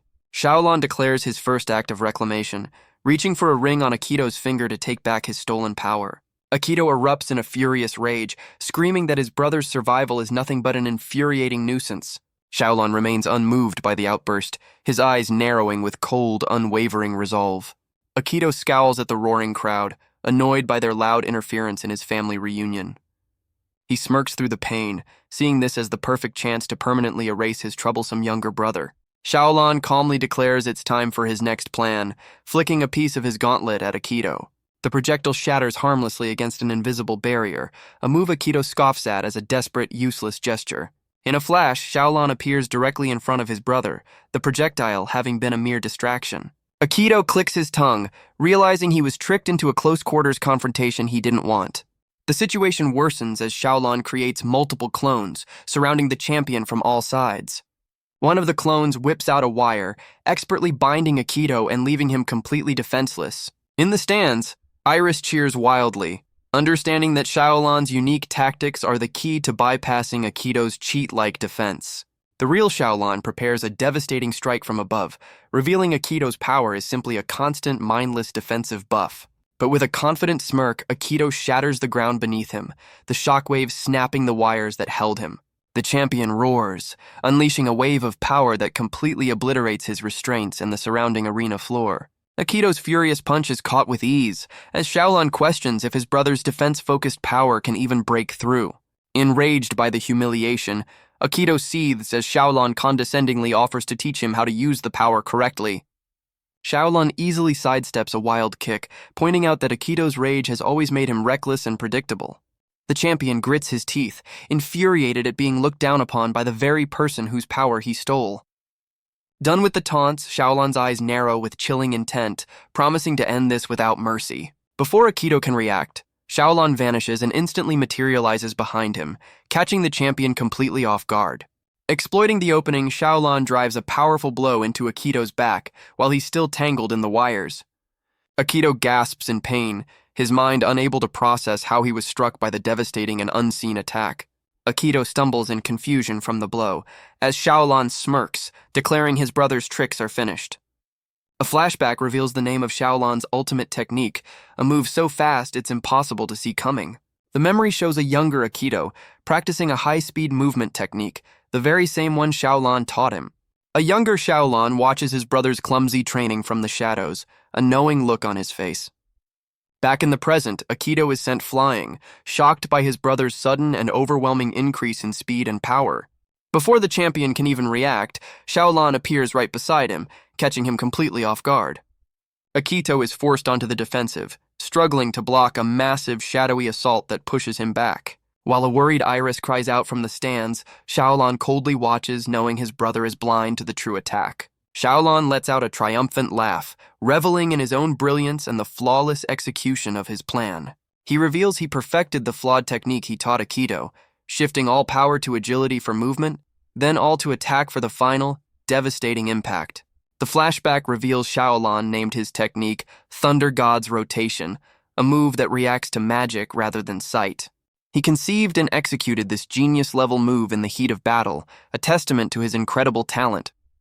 The memory shows Xiaolan taunting his brother's slowness during their past training sessions. Back in the present, Akito is completely overwhelmed, unable to comprehend the speed of the attack. The champion is blasted across the arena, sent tumbling by the sheer force of Xiaolan's perfected technique. Iris and her companions watch in horror from the stands, fearing the worst for the seemingly defeated champion. The crowd erupts in chaos as spectators realize the tide of the battle has completely turned. Elsewhere, a mysterious woman watches with concern, her confidence in the outcome beginning to waver. Xiaolan reveals his plan was flawless, luring Akito into a trap by exploiting his weaknesses and calling his name. But the true surprise came when Xiaolan finally understood the real nature of his brother's power as Akito lay defeated. Xiaolan looms over his fallen brother, emanating an overwhelming and abnormal killing intent. Akito stares up in disbelief, finally understanding the source of the irritation he's always felt towards his brother. The champion recalls his bitter jealousy, remembering how Xiaolan always effortlessly stole the spotlight. He grits his teeth in pure rage, convinced that he was the one who was always meant to be the true genius. Akito remembers the relief he felt when he thought his brother was gone, allowing him to seize the cheat ability and become the strongest. His ambition was to use that power to make the entire empire his own, even wiping out anyone who stood in his way. But just as his plans were coming to fruition, his brother reappeared to ruin everything. Now, the very person he thought he'd erased stands before him once more, an insurmountable obstacle. Akito's face contorts with rage as he furiously questions how his brother could possibly have returned from the dead. Unfazed, Xiaolan looks up from the ground as Akito resolves to make sure his brother stays gone for good this time. Enraged, Akito unleashes another ground-shattering stomp, vowing to obliterate his brother for good. Xiaolan is momentarily caught off guard by the sheer scale of the destructive arena-wide attack. The crowd realizes Xiaolan has been lured into a trap, with a massive boulder hurtling towards him mid-air. Observers note that with his wire already cast, Xiaolan is in an impossible position to dodge the incoming projectile. Akito frantically searches the debris-filled sky, but his elusive brother has vanished from sight. A flashback reveals Xiaolan's ultimate technique, the Heavenly Pole Star, a move he prepares to unleash from above. This legendary technique is said to be powerful enough to split mountains, a final measure passed down through generations. Xiaolan concentrates all his magical energy into his feet, preparing a kick so powerful that a mere touch would be fatal. He mocks Akito from the sky, pointing out that with his mobility lost, the champion is completely defenseless. With a final, triumphant declaration, Xiaolan unleashes a devastating fiery dragon attack to finish his brother once and for all. As Xiaolan's attack descends, Akito looks up not with fear, but with utter confusion. The champion dodges the bizarre, one-eyed creature that forms from the fiery attack. Iris and the crowd stare in disbelief, pointing at Akito's leg in complete shock. Akito reveals his trump card, having detached his own leg to narrowly escape the fatal blow. Despite his clever move, the champion is left exhausted and defenseless on the arena floor. Xiaolan smirks, explaining he knew Akito's weakness and was simply waiting for him to let his guard down. With his brother finally cornered, Xiaolan prepares to end the fight on his own terms. He lands a brutal blow, moving one step closer to completing his long-awaited revenge. A flashback reveals Akito's original plan from his past life, a continuous combo attack fueled by a special magic. In a stunning turn, Xiaolan unleashes that very technique, Akito's own Gatling heart, against him. With a crazed expression, Xiaolan reveals he has dreamt of this moment of vengeance for 4 long years. He unleashes a relentless barrage, declaring he has waited forever for this very instant. The final blow is delivered with pure, unadulterated killing intent. As the shadowy manifestation of Akito's power recoils in shock, Xiaolan lands another devastating strike.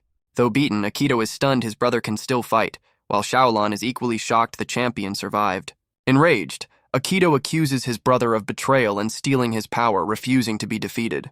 In a final, desperate act, Akito lands a powerful blow, causing a ring to fly from Xiaolan's hand. Xiaolan stares in disbelief, his triumphant rage suddenly replaced by shock. The camera focuses on the simple, yet significant ring now resting in Xiaolan's open palm. As a defeated Akito begs for his life, Xiaolan calmly offers to return the ring to him.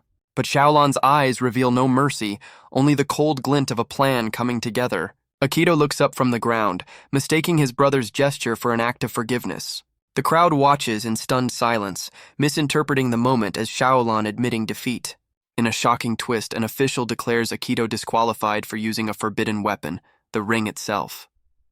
The stadium erupts in outrage as the head judge takes the microphone to address the furious crowd.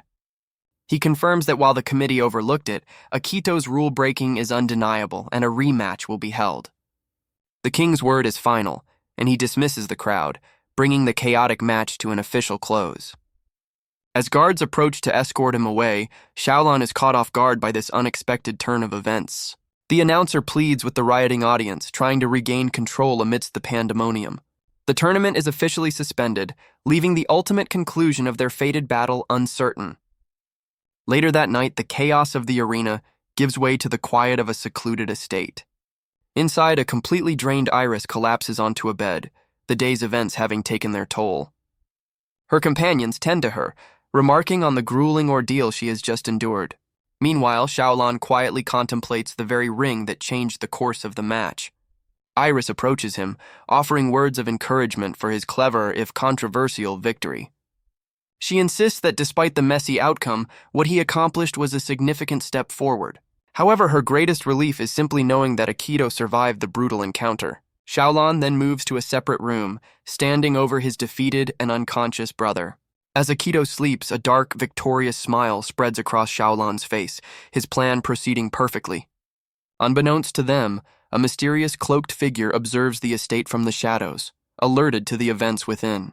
The mysterious figure is revealed to be an old man, ordering his guard to keep the night's events a complete secret. He muses that the defeated Akito, resting in his chambers, still has a crucial role to play.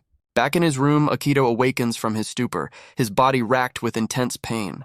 He erupts in a primal scream of pure fury, enraged by his humiliating defeat.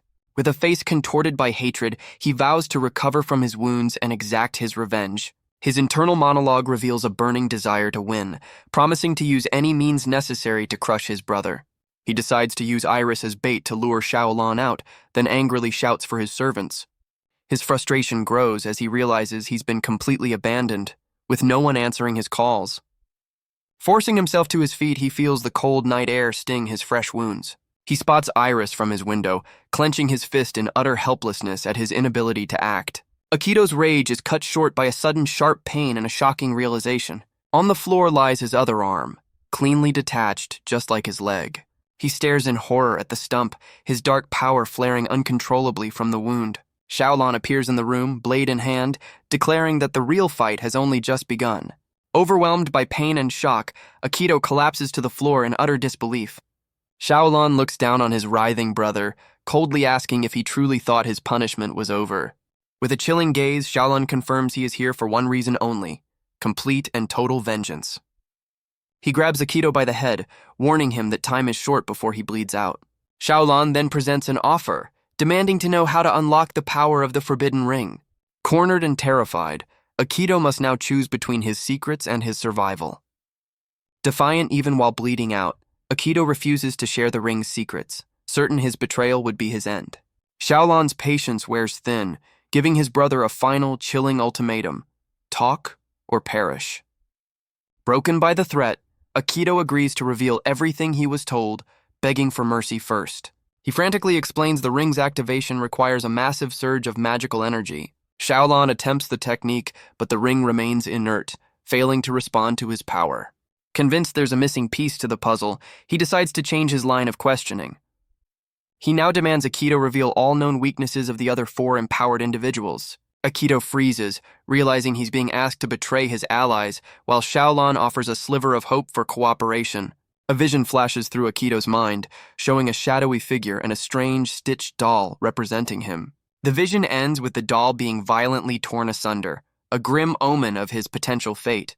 The night is still, but inside the estate, the aftermath of the brutal interrogation is clear.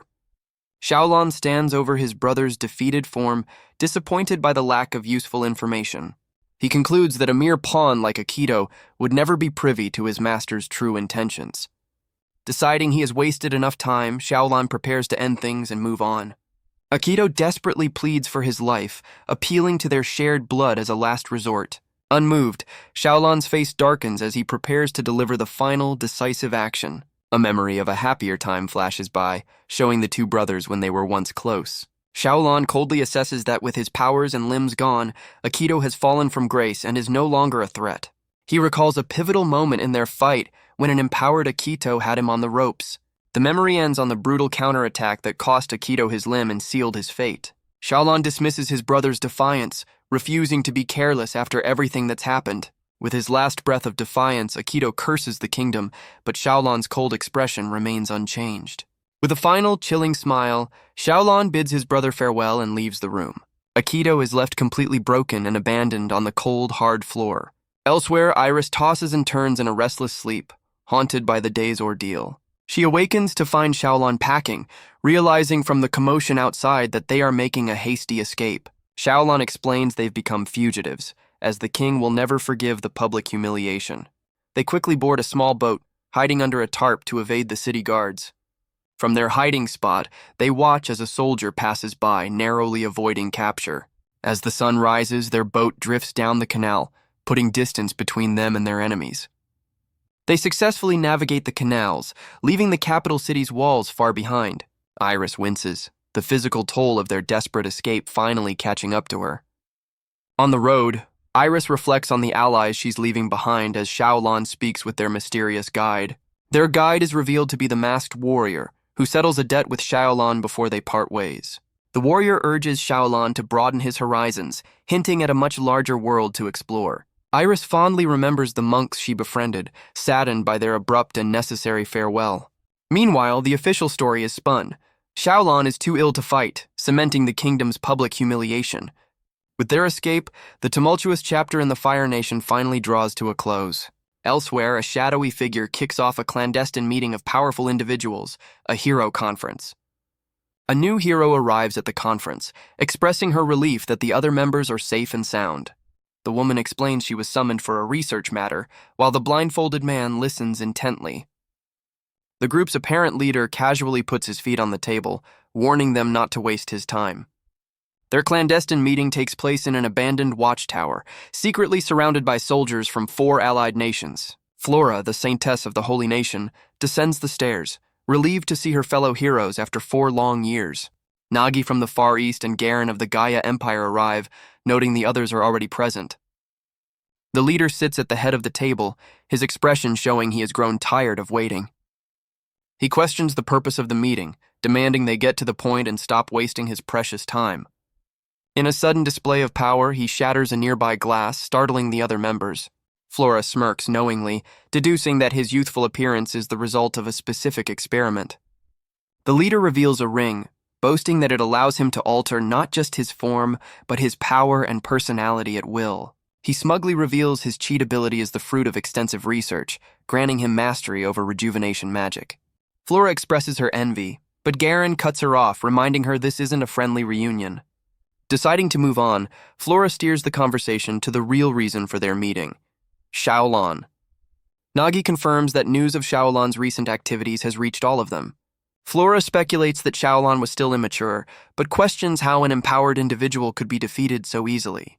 To illustrate her point, she unveils a pair of broken, ornate gauntlets, asking if they recognize them.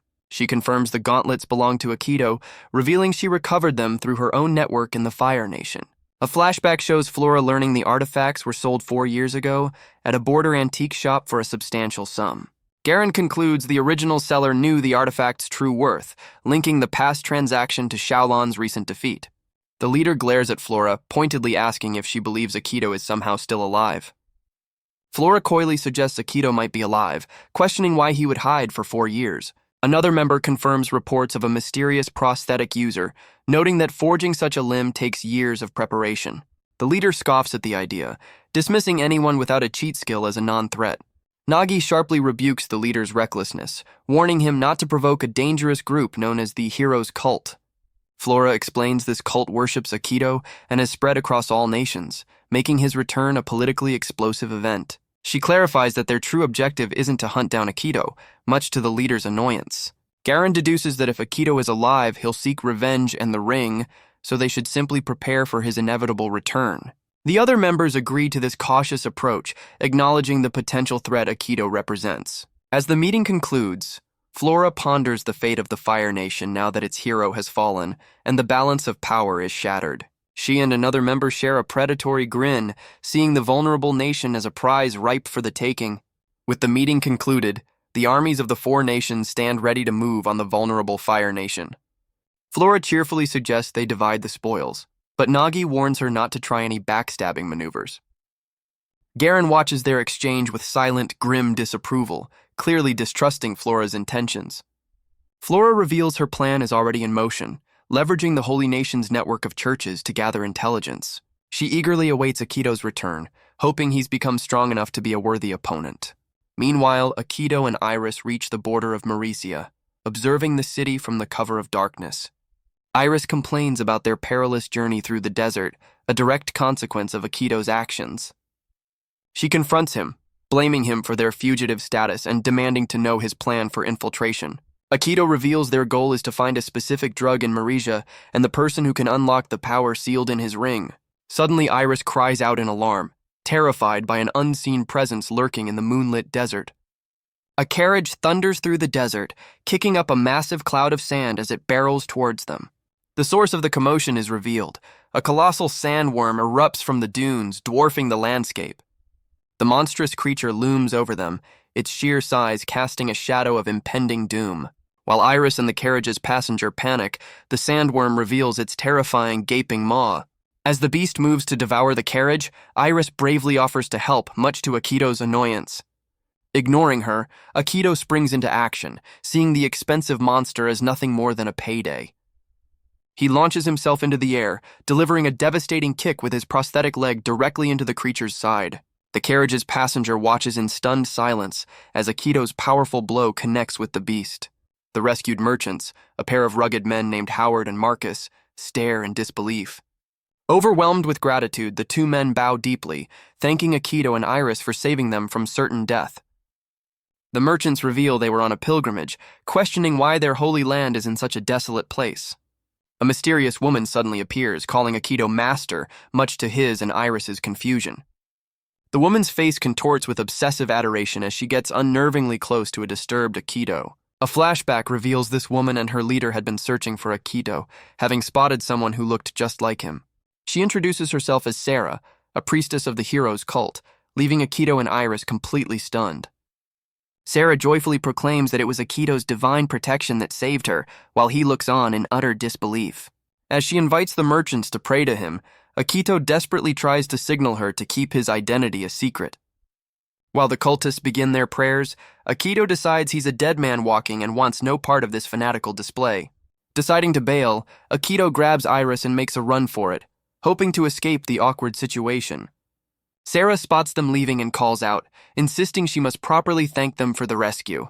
Akito frantically rejects her offer, insisting they're in a rush and don't need any thanks. She grabs him with surprising force, her face a mask of religious fervor as she insists their meeting is fated.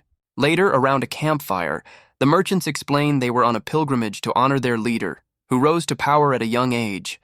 One merchant admits to Iris they aren't deeply religious, but their miraculous rescue feels like a sign of divine protection. Akito realizes his true identity remains unknown in this region, confirming his decision to take the long route was a smart one. Iris snaps at Akito, reminding him that he was the one who asked Sarah for help getting into Maresia. She argues that since they're both fugitives in trouble, it's only logical to accept help when it's offered. Sarah interrupts their squabble, correctly guessing Akito's concerns and presenting him with a solution. She declares her intention to repay his kindness, certain that the great hero himself would approve of her actions. As she prepares to depart, Sarah hands Akito a letter, instructing him to deliver it to the hero's cult in Maresia. In the carriage, the merchants question Sarah's judgment in allowing the suspicious Akito into the city. A painful memory surfaces for Akito, showing his younger sister injured and him being told he can't save every orphan. The flashback continues, with a frustrated Akito lashing out, refusing to be a savior for every stray he comes across. Sarah intuits his inner conflict, realizing he's no saint but is driven by a personal code to help those in need. She clutches her holy symbol, reaffirming her belief that any action taken in the hero's name is justified. The scene shifts to their destination, the magnificent capital of the magic nation, Maresia. This nation is renowned for its mastery of magic, a complex art that few in the world can truly wield. At the hero's cult headquarters, Akito presents Sarah's letter and is shocked to receive a large bag of coins. Iris is ecstatic about their first real payday, immediately suggesting they find a proper inn with a bath. Akito surveys the bustling main bazaar, noting the dizzying crowds and the vast array of magical tools for sale. Akito sighs in exasperation as Iris dashes into the market, reminding himself they're on a mission, not a vacation. While Iris pesters a merchant about his wares, Akito scoffs at the simple magic items like a self-lighting lamp and a cooling mask. He asks the merchant about a specific craftsman's name on a note, and the man confirms he knows of the person. Akito connects the dots. Where there are magic tools, there must be a skilled artisan behind them. As he ponders this, Iris excitedly shows off a strange device, interrupting his train of thought about finding someone who can unlock his ring. Akito stares in disbelief, recognizing the object as a modern hairdryer from his past life. His shock deepens when the merchant demonstrates another familiar item, a blender, while Iris gleefully uses the hairdryer. Akito grabs the startled merchant, urgently demanding to know the identity of the person who created these impossible tools. The merchant names the eccentric but famous craftsman, and Akito has a stunning realization: the creator must be another reincarnated person. Later, having found lodging, Iris marvels at their surprisingly luxurious and clean inn-room. Iris joyfully discovers their room has a private bath and an incredibly soft bed. Akito muses that Sarah must have arranged their lavish accommodations, but reminds himself they can't stay long. After a blissful bath, Iris emerges refreshed, catching Akito's attention. She finds Akito examining the modern gadgets he bought, wondering if he's still fixated on the craftsman. Akito's suspicion grows. These items are too perfectly replicated to be a mere coincidence. He identifies a toaster and a mixer, but a handheld gaming device seems strangely out of place among them. Akito is perplexed by the presence of electrical plugs on devices that shouldn't require electricity. He concludes that while the items are similar to his world's, their fundamental design is strangely flawed. Their meal is interrupted by the innkeeper, who startles Akito by addressing him by his old family name. The mysterious innkeeper then unfurls a detailed map of the Marisha region for them. The innkeeper, a priest from the hero's cult, reveals the craftsman's location, offering to point them to his mansion. Akito and Iris are stunned by how easily they obtained this crucial information. The priest explains the craftsman became the reclusive lord of a remote territory 4 years ago, dedicating himself to research. Akito inquires about any unusual activities, but the priest claims the lord is so quiet he's almost forgotten. He adds that the lord is popular for his fair policies, but mentions there is one unsettling rumor. The priest leans in, his expression turning grim as he prepares to share the dark local gossip. The rumor alleges that anyone who enters the lord's foreboding mansion on the cliff never comes out again. Iris is horrified by the story, but Akito scolds her for believing in such superstitious tales. Later, under the light of 2 moons, they ride towards the distant territory, the craftsman's mansion silhouetted against the sky. Iris complains about being dragged along, revealing she's just worried about him taking on such dangers alone. They finally arrive in the lord's territory, finding the village eerily quiet as Iris spots the first local. Akito cautions her to be on guard, reminding her that they are deep within a potential enemy's domain. Ignoring his warning, Iris cheerfully approaches a villager to ask for directions, only to be met with a grim stare. The man's gaunt, haunted expression immediately sets a deeply unsettling tone for their visit. He aggressively questions their purpose for being there, making Iris's smile falter. Akito takes charge, declaring they are official envoys from Marisha here to deliver a message to the Lord. The man's demeanor flickers with a strange understanding before he reverts to his weary, suspicious state. Introducing himself as the village chief, he agrees to lead them, claiming ignorance as a simple farmer. The streets are filled with listless, hollow-eyed people, painting a grim picture of life in this territory. The chief leads them towards a large estate, commenting on the bleak, spiritless atmosphere of his village. Akito senses a powerful magic blanketing the entire village, confirming it originates from the Lord's mansion. He directly asks the chief if the rumor is true, and the man reluctantly confirms that no one ever returns from the estate. The chief quickly dismisses it as baseless gossip, blaming the treacherous mountain path for any disappearances. He then flashes a creepy smile, insisting they are nothing but grateful to their lord, a claim Iris finds utterly absurd. Suddenly, a commotion erupts down the street as 2 men get into a heated argument. The chief grows visibly nervous, muttering that causing a disturbance here will summon them. From the shadows emerges a massive, hulking golem, its form looming over the arguing villagers. The golem's enormous fist swings down, swiftly intervening in the dispute. With a single, brutal impact, the mechanical guardian ends the confrontation decisively. While Akito watches in stunned silence, the chief nonchalantly explains the machine is a golem that protects the land. The chief grins unsettlingly, boasting that the Lord commands these golems to enforce peace across the territory. Akito is stunned, realizing the craftsman has perfected a fully autonomous thinking automaton. As the golem leads the men away, the chief reveals they're being taken to a correctional facility at the Lord's estate.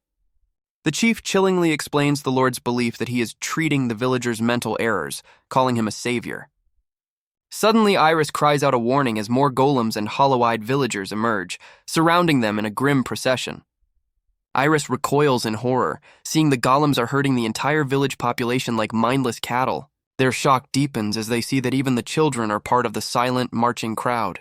Akito clenches his fist in disgust, understanding this is the craftsman's twisted research, as Iris tells him they must act now. His eyes blaze with cold fury, his resolve solidifying as he focuses on the name of their target, Doug. They sprint after the procession towards the ominous mansion, with Akito vowing that the depraved lord will not be forgiven. Akito and Iris stealthily track the grim procession through the dense forest, keeping the golems in their sights. After an hour of pursuit, Iris confronts Akito, questioning his inaction as the children are led away. The children march on in tears, completely unaware of their horrifying destination. Akito reminds her their mission of revenge takes priority, warning that a premature rescue attempt would jeopardize everything. Iris challenges his cold logic, demanding to know what fate awaits the children if they prioritize the mission. He insists she trust his plan, revealing that saving them is only possible once they've secured a path to Doug. As Iris processes his words, Akito suddenly halts, sensing an anomaly ahead. They discover the path is blocked by a field of glowing monoliths, guarded by motionless golems. Akito reaches out, his hand stopping against an invisible wall, revealing a powerful magical barrier. Beyond the impassable barrier and its mechanical sentinels, the craftsman's mansion looms ominously on the cliffside. As Akito confirms the barrier isn't made of any known ore, Iris urgently calls out to him. She points out that the procession of villagers and golems has mysteriously vanished from sight. Akito realizes the monoliths are emitting a strange magic, concluding they are the key to this disappearance. Believing he can shatter the barrier by destroying a few monoliths, Akito prepares to strike one with full force. His attack proves completely useless as the monolith remains unscratched, much to Iris's exasperation. Iris insists there must be a hidden mechanism and that they should observe carefully instead of using brute force. Just then, one of the silent golem sentinels raises its hand and approaches a monolith. To their astonishment, the golem phases directly through the solid monolith, vanishing completely. Iris realizes the monoliths are teleportation gates, and Akito wonders how they can be activated. Their thoughts are shattered as the captive children suddenly reappear, held by a golem and crying for help. Akito's eyes narrow, weighing the immense risk of a direct confrontation. Ignoring the odds, Iris hurls a stone at the golem, declaring she will not hesitate to act. Her precise attack shatters the automaton, freeing the children from its grasp. The monolith activates, opening a swirling portal that reveals a corridor deep within the Lord's mansion. Akito orders Iris to take the children and flee, while he creates a diversion to cover their escape. She turns back in horror as a massive explosion erupts from Akito's position. An entire army of golems begins pouring out from the portal, swarming the field. Akito emerges from the smoke, his arm transformed, having reached the absolute limit of his patience. A savage grin spreads across his face as he prepares to unleash a grand purge before facing Doug. As the golems power up their attack, Iris quickly leads the children away from the unfolding chaos. Akito dives into the fray, his transformed arm tearing through the golems with unstoppable force. With cold precision, he leaps between targets, his claws dismantling the automatons one by one. He unleashes a whirlwind of destruction, sending golem parts flying in every direction. Iris and the children can only watch in stunned silence as Akito single-handedly decimates the army. Lost in his rage, Akito clutches his arm, seemingly unaware of the heat and strain of his own power. Amidst the chaos, a surviving golem takes aim, firing a powerful energy beam directly at him. The beam misses Akito, but streaks towards the defenseless children, prompting a cry of alarm from Iris. Without a second thought, Iris throws herself in front of the children, taking the full brunt of the attack. She collapses to the ground, grimacing in pain but satisfied that she protected the kids. The terrified children rush to her side as Akito looks on, his rampage momentarily forgotten. Snapped from his fury, Akito looks down in disbelief, questioning what just transpired. His gaze falls upon Iris, who lies motionless on the forest floor after her selfless act. He and the children rush to her side, his face contorted in anguish as he calls out her name. Akito assesses her grave injuries, realizing she is bleeding heavily while the children look on in terror. Deciding to abandon the assault, he lifts her gently, determined to retreat and find medical help. Iris weakly apologizes for her recklessness, telling him with fading breath that she cannot be saved. She gives a faint, tragic smile, insisting she knows her own fate and asking him to take care of himself. Akito frantically pleads with her to stay awake as she loses consciousness in his arms. Overwhelmed by grief, he blames himself for her fate, tormented by memories of their time together.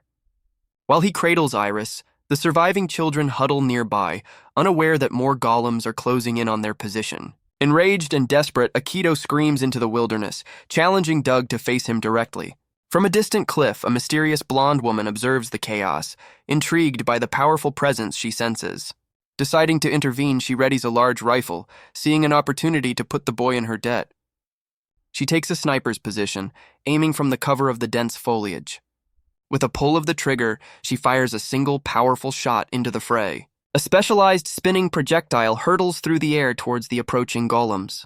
The round strikes a golem with pinpoint accuracy, shattering its head as Akito looks on in shock. In an instant, the remaining golems are systematically destroyed, their bodies exploding into fragments. The mysterious sniper reveals herself, hovering in the air and calmly addressing the stunned survivors. Akito demands to know her identity, but she simply reassures him she isn't an enemy, impressed by his earlier display of strength. Akito keeps his guard up, his transformed arm a clear warning as he questions her intentions. With a dismissive smirk, she tells him to stay out of it, having no time to deal with him. Her attention shifts to the unconscious Iris, correctly assessing that her injuries are fatal without immediate treatment. She then reveals the forest is under a spell, trapping them, and presents Akito with a choice. She lays out her proposition. She will save Iris, but only if he agrees to do her a favor. Proving her power, she opens a portal and introduces herself as Isis al-Rashid, the world's last alchemist, forcing Akito to accept her deal. The scene shifts to a grimy, industrial-looking tunnel, laced with pipes and complex wiring. Deep inside, a man sits at a desk in a hidden laboratory, diligently writing next to a large stasis tube. A sinister smirk crosses his face as he acknowledges the noisy disturbance from outside. The scene then cuts to a quaint cottage, peacefully isolated in the depths of the forest at night. Inside the cottage, Isis reveals a high-tech stasis pod, where Iris now rests in a suspended state. Akito watches over Iris, his face a mask of guilt as the children peek from a nearby doorway. He clenches his fist, vowing to uphold a promise he made and refusing to let her die. Isis glances at the advanced life support system, noting that its creator must be a master magical artisan. Desperate for reassurance, Akito asks if this will truly save her, willing to do anything. The alchemist explains the capsule only preserves life. It doesn't heal, leaving Akito stunned. Enraged, he confronts Isis, who reveals Iris's injuries are too severe for even a legendary miracle to fix. Cornered and desperate, he begs her to tell him what he must do to truly save her. He breaks down, confessing that without Iris, his life would be completely empty. Isis beams with a disturbing glee, finding his expression of despair beautiful and promising to help him. Isis grabs a distraught Akito, promising him there's a miracle that can save Iris. She reveals the solution is a legendary elixir, the recipe for which is in her personal grimoire. However, this forbidden book was stolen, and she needs Akito to retrieve it for her. The book's location is revealed to be Doug's Great Archives, a colossal, heavily guarded library. Now bound by a common goal, Isis suggests they properly introduce themselves to build trust. She formally introduces herself as Isis al-Rashid, confirming she's after the book Doug stole. Akito mulls over her name, feeling a strange sense of familiarity he can't quite place. He suddenly connects the dots, asking if she was the artisan who created the stasis pod. Delighted to be recognized, Isis eagerly asks him to praise the finer points of her craftsmanship. A flashback explains that alchemy is an ancient art, its techniques forming the basis for modern magical tools. Isis smugly clarifies that modern magic is just a watered-down, inferior version of true alchemy. She explains alchemy was a secret art created by her great-grandfather 150 years ago, passed down exclusively through her family. Akito questions why it vanished, prompting Isis to state that any power too convenient inevitably breeds conflict. A flashback shows alchemy being twisted into weapons of war, forcing her ancestors to seal its secrets in a forbidden book. Her expression darkens as she reveals that 12 years ago, someone broke that sacred taboo. A painful memory shows a young Isis hiding as Doug took her parents' lives and stole the forbidden book. She admits that watching Akito's incredible power against the golems convinced her she needed his help to defeat Doug. Isis formally restates her offer, his cooperation in retrieving the book in exchange for the elixir to save Iris. With a heavy sigh, Akito finally understands the full scope of the situation and her motivations. Isis drops a final bombshell, revealing the reincarnator's ancestor is the very same person who brought alchemy to their world. The revelation clicks into place, explaining the strange feeling Akito got from her magical tools. He concludes the reincarnator didn't just bring alchemy, but fused it with science to create a whole new technological system. Acting on his suspicion, Akito violently pins a shocked Isis against the wall. He demands to know her true intentions, accusing her of fabricating the entire story just to use him. He fiercely demands a binding promise. He will help her, but in exchange, she must save Iris. With a wild look in her eyes, she accepts his deal, daring him to kill her the moment he thinks she's lying. He releases his grip, and she calmly tells him it's time to stop being emotional. The scene cuts to their target, Doug's imposing fortress looming on a cliff against the night sky. The pair begins their infiltration, moving swiftly and silently through the surrounding wilderness. Isis turns the tables, asking a surprised Akito how he plans to get them inside Doug's heavily guarded estate. Isis reveals the fortress is a decoy, and she has a special portal device to bypass its traps. She opens a swirling gateway to their true destination, leading a wary Akito through the darkness. They emerge into a colossal, secret city built deep underground, stunning Akito with its scale. Isis names this hidden metropolis Nader Shana, the Low Heaven Garden. The desolate streets are patrolled not by people, but by an endless army of golem soldiers. As she explains the security system, the golems immediately detect their presence and prepare to attack. The entire mechanical army swivels in unison, locking onto the two intruders. Isis admits her long-range weapons are useless here, leaving them at a severe disadvantage. She proposes a plan. Akito will create a diversion while she slips away to find the book. To aid his distraction, she hands him a powerful, custom-made magic stone bomb. Akito recognizes the weapon as a simple grenade, and Isis casually offers him a whole dozen. With a final thought of Iris, Akito steals his resolve as Isis leaps into the fray. He follows her over the edge, plunging towards the city below with a silent promise to save the one he loves. Isis reveals a map of the city, pointing out Akito's target, the Golem Manufacturing Factory. His mission is to cripple Doug's forces by destroying the factory and its magic supply system. The map illustrates their pincer movement. His attack will draw the Golem army, giving Isis a clear path to the archives. Akito wryly accepts his role as the decoy, and Isis confirms that's precisely why she chose him. As they part ways across the rooftops, he warns her to stay out of his path. Akito arrives at his destination, a massive, hangar-like building that serves as the Golem production hub. He lands silently on the roof, peering down at a colossal, dormant golem waiting within the factory. Akito makes a grand entrance, shattering the factory's glass roof as he descends. He lands hard on the factory floor, kneeling for a moment amidst the wreckage. Getting to his feet, he surveys rows of inactive golems hanging from the walls. He quickly deduces this is the central hub where the entire golem army is powered. Deciding to start the party, he pulls out one of Isis's alchemical grenades.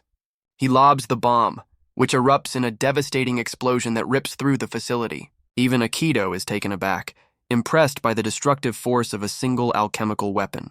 He now understands why the Forbidden Book contains knowledge too dangerous for the world.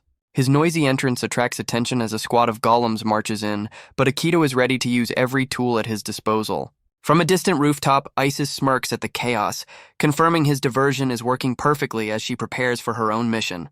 With Akito's diversion in full swing, Isis sets up a sniper position to observe her target, the Great Archives Tower. Through her scope, she confirms most of the golem guards have been drawn away, leaving the entrance vulnerable. A satisfied smirk crosses her face, confident that Akito's destructive rampage is working perfectly. Her confidence shatters as she spots a figure descending from the top of the tower. The figure is revealed to be a calm, confident young man, flanked by two massive, beast-like golems. Her expression hardens with hate as she recognizes her sworn enemy and the murderer of her parents, Doug. Despite his youthful appearance, she knows it's him, the one who stole the Forbidden Book and created this army.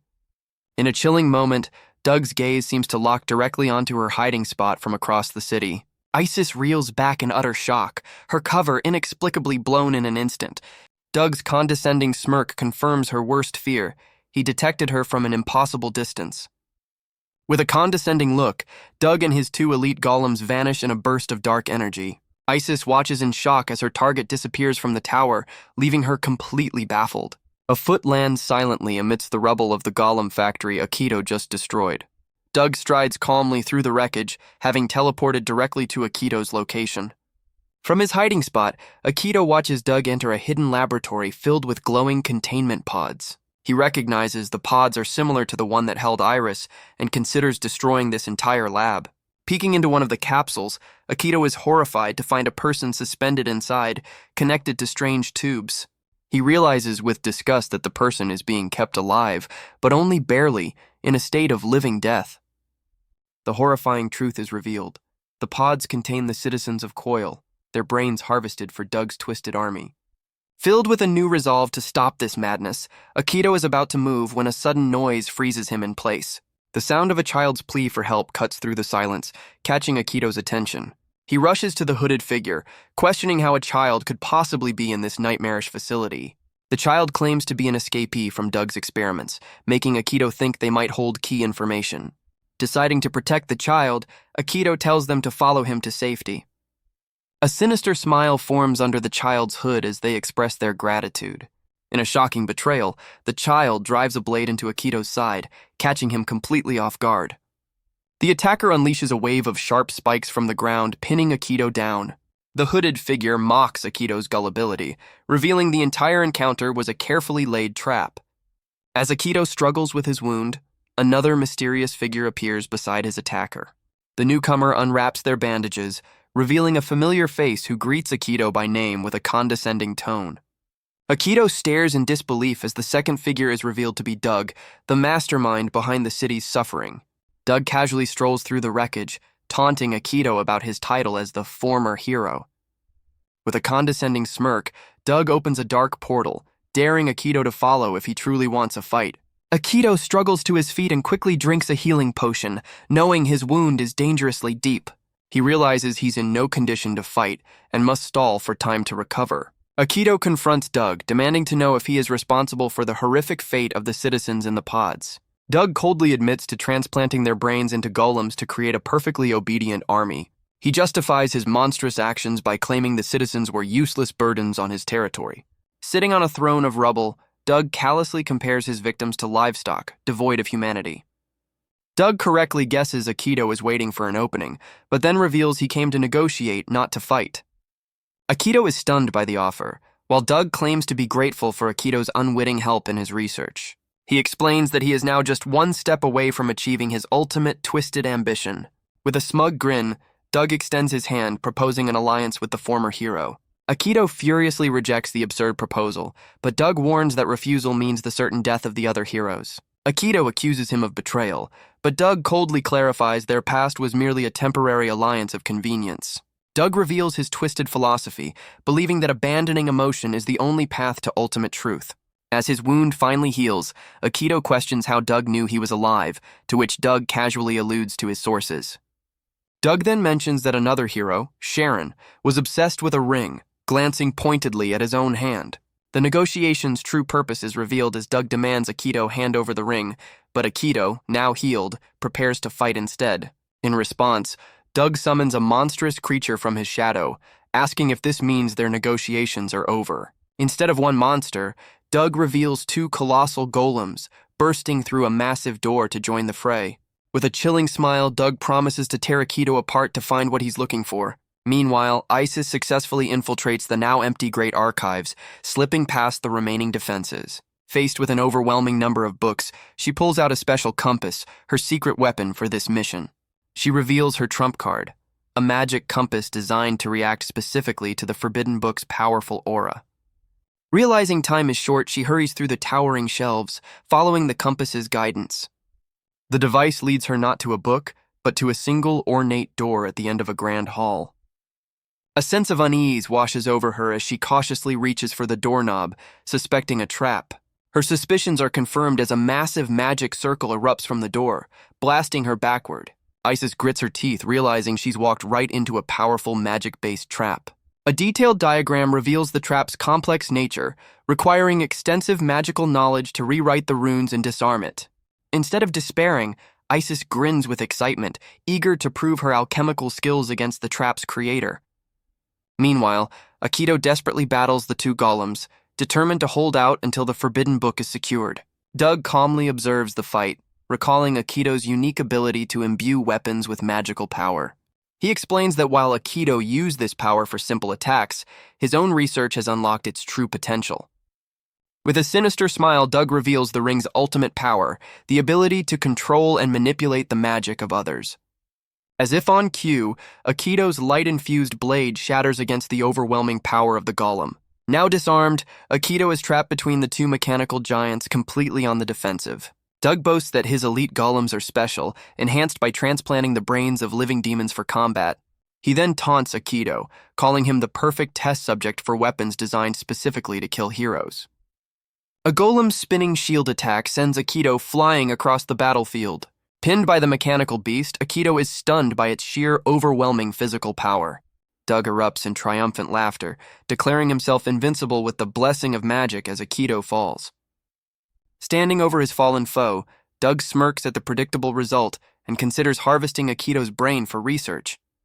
The narrative flashes back to the critical mistake, the moment of betrayal when a disguised enemy struck him down. He remembers the shock of seeing a familiar face emerge from the bandages, mocking his heroic nature. The memory of Doug's reveal burns brightly, his condescending eyes and foul magic a stark reminder of his treachery. He recalls Doug's taunts, dismissing him as a former hero while casually strolling through the wreckage. The challenge echoes in his mind, Doug opening a dark portal, daring him to follow into a fight he couldn't win. The flashback ends with the two facing off, setting the stage for the disastrous battle that followed. The memory returns to the moment he drank a healing potion, his wound a grim reminder of his vulnerability. He recalls the desperate decision to stall for time, knowing a direct fight would be fatal. His mind flashes to his confrontation with Doug, demanding to know who was responsible for the citizens in the pods. The villain's cold confession echoes, detailing how he turned people into a perfectly obedient golem army. He remembers Doug's twisted justification, dismissing his victims as useless burdens on his territory.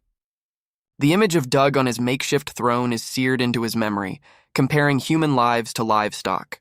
He recalls Doug seeing through his bluff, then changing the game by revealing he came to negotiate. The shock of the offer is still fresh, especially Doug's claim of gratitude for Aikido's unwitting help. The memory of Doug proposing an alliance resurfaces, a twisted invitation to join his grand ambition.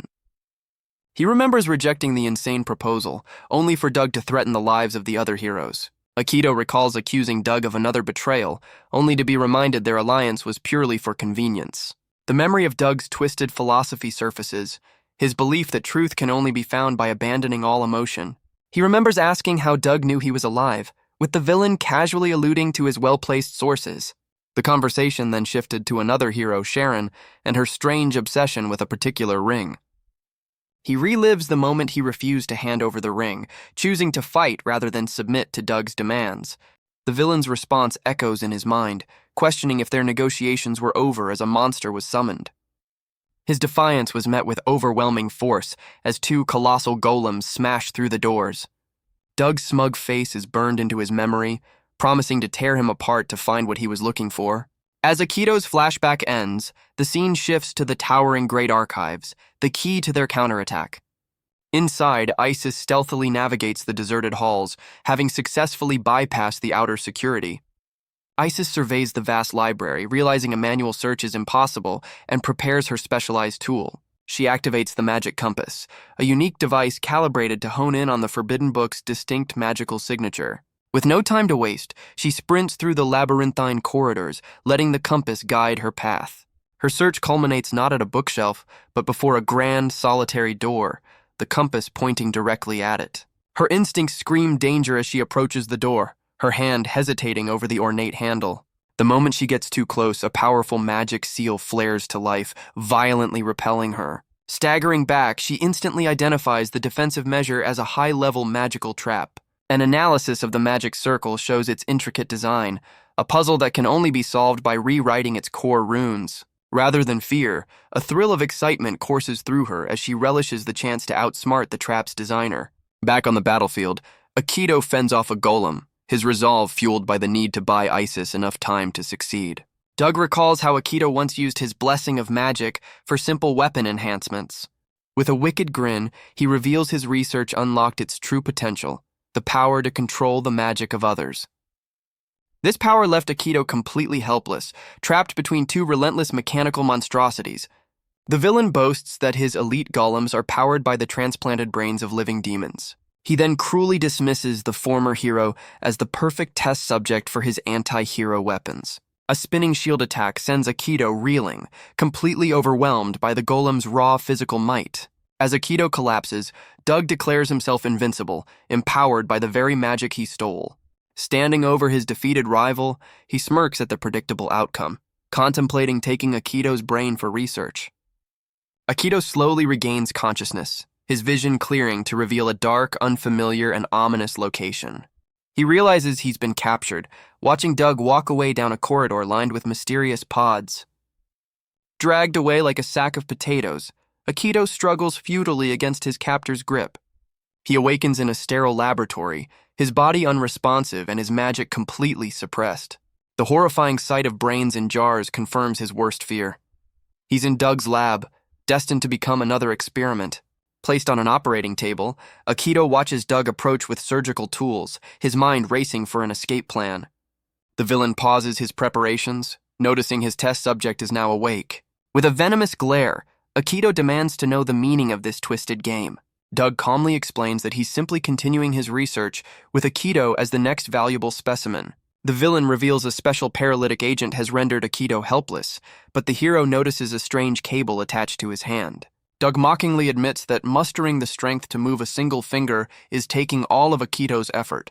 With a triumphant grin, Akito reveals a hidden device, declaring that one finger is all he needs to turn the tables. Doug's smug confidence shatters into disbelief as he realizes Akito's desperate gambit was no bluff. A massive explosion rips through the laboratory, sending a cascade of debris plummeting toward the streets below. Akito is violently ejected from the building, clutching a large cannon as he hurtles through the air. In a last-second rescue, Sharon swoops in on her broom, catching the falling hero before he hits the ground. Flying away from the destruction, she expresses her astonishment at finding him alive, albeit badly wounded.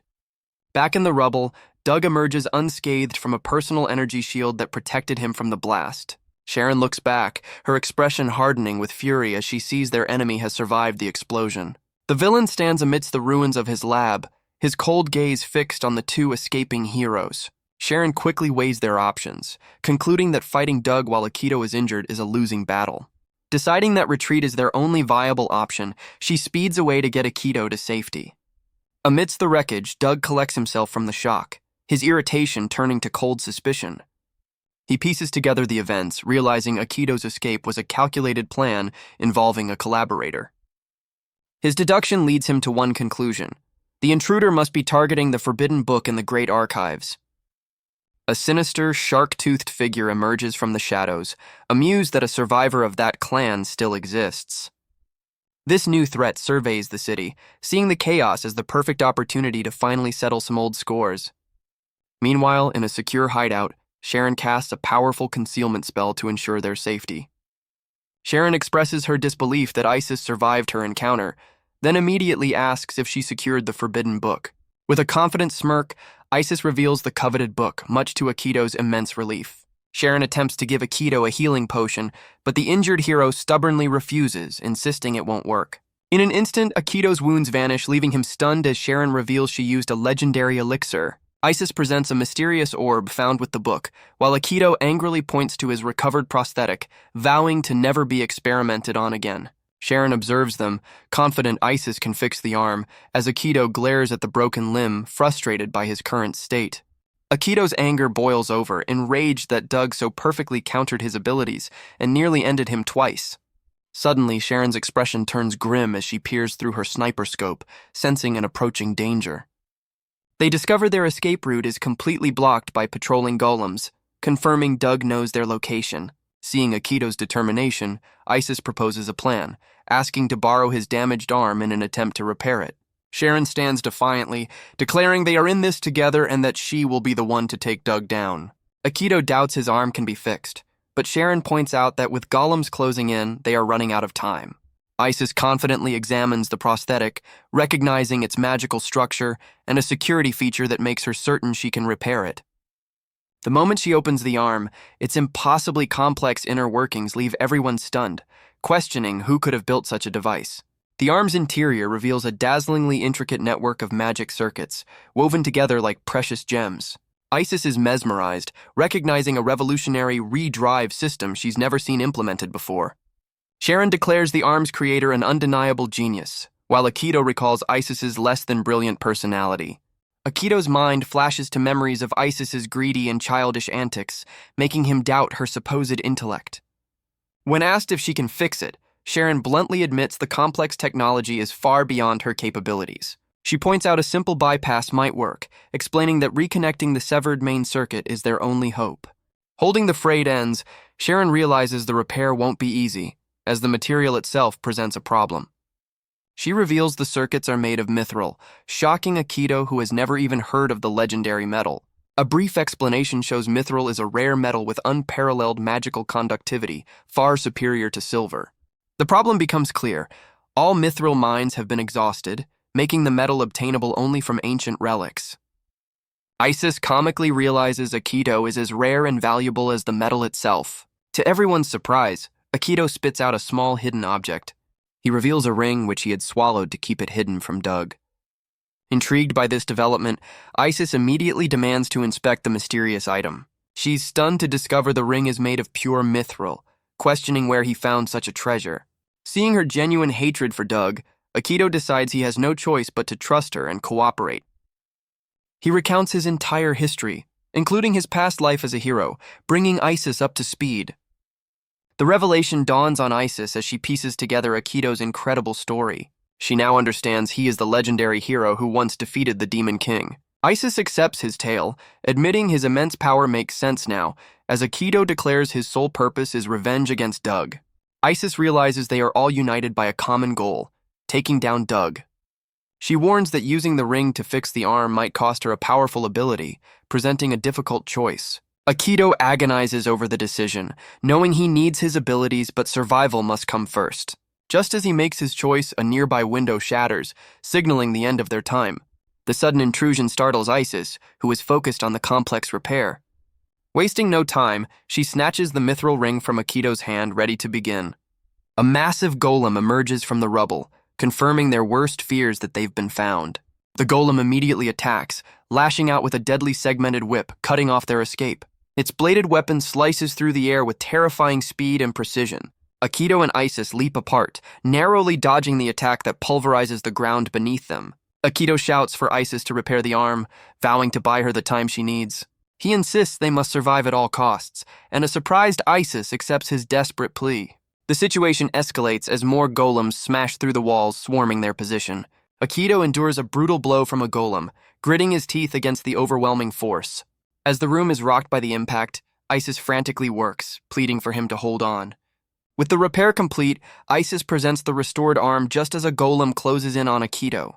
Confident that even a quick fix is enough, Akito leaps to retrieve his arm and turn the tables. Reconnecting the limb, he's shocked by an unfamiliar surge of power, realizing the ring was integrated into the arm.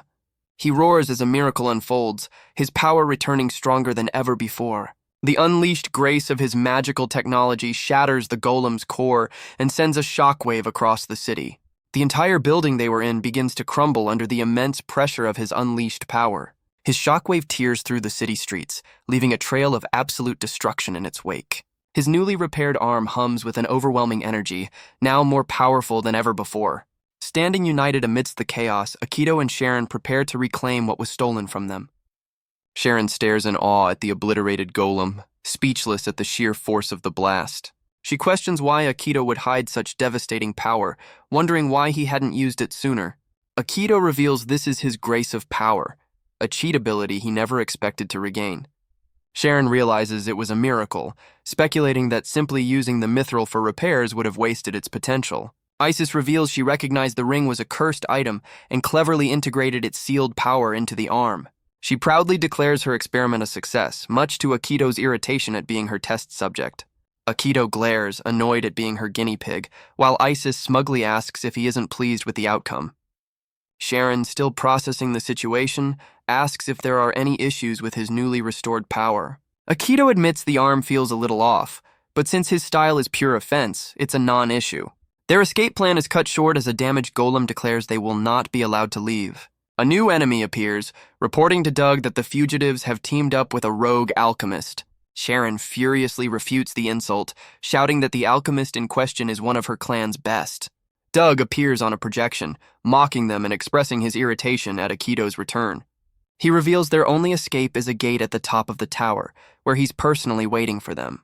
As if on cue, an entire army of golems activates, creating an impassable wall of enemies. With no other option, Akito and Isis begin a desperate sprint toward the tower as the golems give chase. Isis notes Akito's newfound confidence, wondering what kind of trap he expects from Doug. She quickly devises a plan, pointing out a shortcut through an open terrace that leads directly to the tower. Akito immediately springs into action, dodging a golem's attack as he makes a break for the tower. He unleashes his enhanced arm, which morphs into a swirling blade of pure energy. With a single decisive strike, he slices clean through the massive golem blocking their way. Akito activates his grace of power, completely disintegrating the mechanical foe. The resulting blast is so immense it tears a huge chunk out of the tower's spiral staircase. Landing on the damaged steps, Sharon voices her concern about climbing higher, wary of what awaits them. Akito grows suspicious, realizing Doug is deliberately revealing his location instead of simply eliminating them. His eyes fix on a sealed hatch at the top, pondering the true purpose behind Doug's elaborate trap. Just as they ponder their next move, a massive explosion rips through the floor above them. Startled, Akito and Isis look up through the newly blasted hole in the ceiling. They are horrified to discover a colossal missile launcher, a legendary weapon capable of unifying the world through force. Doug appears on a nearby platform, smugly welcoming them to his grand reveal. He taunts Akito, confirming the weapon is a ballistic missile from his old world. This super long-range weapon is armed with an S-class magic stone, powerful enough to incinerate an entire city. Doug maniacally declares his intent to launch these missiles at major cities, dragging countless innocents into his war. He laughs, explaining his golem army will first cripple all nations, leaving them helpless against his final strike for world domination. Akito realizes with dawning horror that Doug's combination of modern weaponry and magic is a truly diabolical threat. With a final, chilling invitation, Doug challenges Akito to come and face him. Doug taunts Akito, asking if he wants to see his friends suffer before he deals with them. Akito's resolve hardens, determined to make his enemies atone for their sins. Without hesitation, Akito leaps off the platform, shocking Isis with his sudden move. He transforms his arm into a massive buzzsaw, slicing the legendary weapon in half as Doug dodges. Sharon and Isis can only watch as Akito confronts Doug, who seems more annoyed than surprised. Akito furiously declares that he'll be the one to wipe the smirk off Doug's face for good. Unimpressed, Doug scoffs at Akito's defiance as dark portals begin to swirl around them. Doug makes his exit, promising to end Akito for good as he prepares for their final battle. The scene shifts to a flashback, hinting at the ancient legend of Shemha tied to a mysterious ring. A younger Doug is shown transforming the ring into a cursed crown of thorns, revealing its true nature. As Doug gloats about Akito's escape, thorny vines erupt from the ground, forcing Akito to warn Isis away. Akito leaps into the fray, determined to stop the cursed vines from consuming the entire area. The thorny tendrils quickly close in, trapping him in a rapidly shrinking cage. With Doug mocking his predicament, Akito unleashes his grace of power as a last resort. A massive blast of energy obliterates the thorny prison, sending shrapnel flying everywhere. Doug can only watch in disbelief as the attack completely overwhelms his trap. He grits his teeth, bracing for the impact of the powerful shockwave. When the dust clears, a monstrous entity has manifested to shield Doug from the blast. Doug stares in disbelief, realizing Akito has somehow reclaimed Sharon's grace of power. The newly summoned creature questions how its curse was broken, but Doug coldly dismisses its concerns. Akito vows to reclaim his stolen power, but Doug simply smirks and unleashes a dark ability of his own. Doug launches a volley of shadowy spikes, but Akito remains unfazed, ready to face the assault head-on. Isis watches in dismay as the projectiles are effortlessly repelled by an invisible barrier, recognizing it as Doug's impenetrable defense. Realizing they're out of options, she decides to risk it all on a single powerful shot she's been saving. With unwavering determination, Isis loads a special high-powered round into her rifle. The scene flashes to another battlefield, where a long-haired warrior gracefully evades attacks from multiple assailants. The warrior scoffs at his opponent's predictable moves, spotting a critical opening in their offense. His confidence proves fatal as he's suddenly struck from behind, leaving Akito to watch in disbelief. A monstrous entity erupts from the ground, completely engulfing the fallen warrior in its massive jaws. Doug laughs maniacally from a safe distance, reveling in the brutal display as Akito seethes with rage. Akito glares, realizing Isis is about to take a shot, and silently warns her against it. Through her rifle's scope, Isis zeroes in on her target with unwavering focus. She pulls the trigger, but her shot isn't aimed at Doug. It's meant for the captured warrior.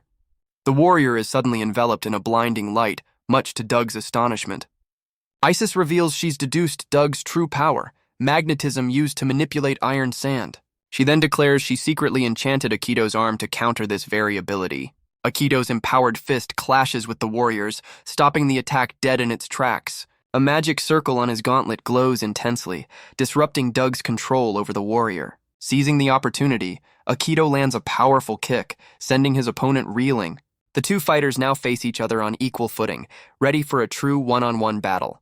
The freed warrior slams his hands down, causing massive sand swords to erupt from the ground, catching Akito off guard. From her vantage point, Isis reveals her special ammunition was a degaussing bullet. A diagram illustrates how her bullet reverses the polarity of Doug's magnetic magic, a counter she spent years perfecting. With Doug's power temporarily nullified, Isis urges Akito to seize the moment and end the fight. Doug stares in disbelief, enraged that his ultimate strategy has been so easily dismantled. Akito confidently dismisses Doug's cheap tricks and prepares to face the warrior in a fair fight. The warrior knight retaliates by summoning a colossal stone fist to crush Akito. Unfazed, Akito points at his opponent, questioning if he's forgotten a crucial detail. Akito recognizes Knight's technique, using the grace of power to convert magic into overwhelming physical strength. Knight unleashes a focused, piercing attack, intending to shatter Akito's defenses with a single tyrannical blow. Akito counters with a massive shield, meeting Knight's stampede attack head-on. Though pushed back, Akito withstands the blow, leaving Knight stunned that his attack was blocked. The resulting impact creates a devastating explosion, tearing the battlefield apart. Watching from afar, Isis grimly tells a hopeful Sharon that their opponent is not so easily defeated. As the smoke begins to clear from the massive crater, she warns her companion to stay alert. The ground where Knight stood is now nothing but shattered tiles with no sign of the warrior. Suddenly, a colossal armored beast erupts from beneath the floor, sending both fighters flying.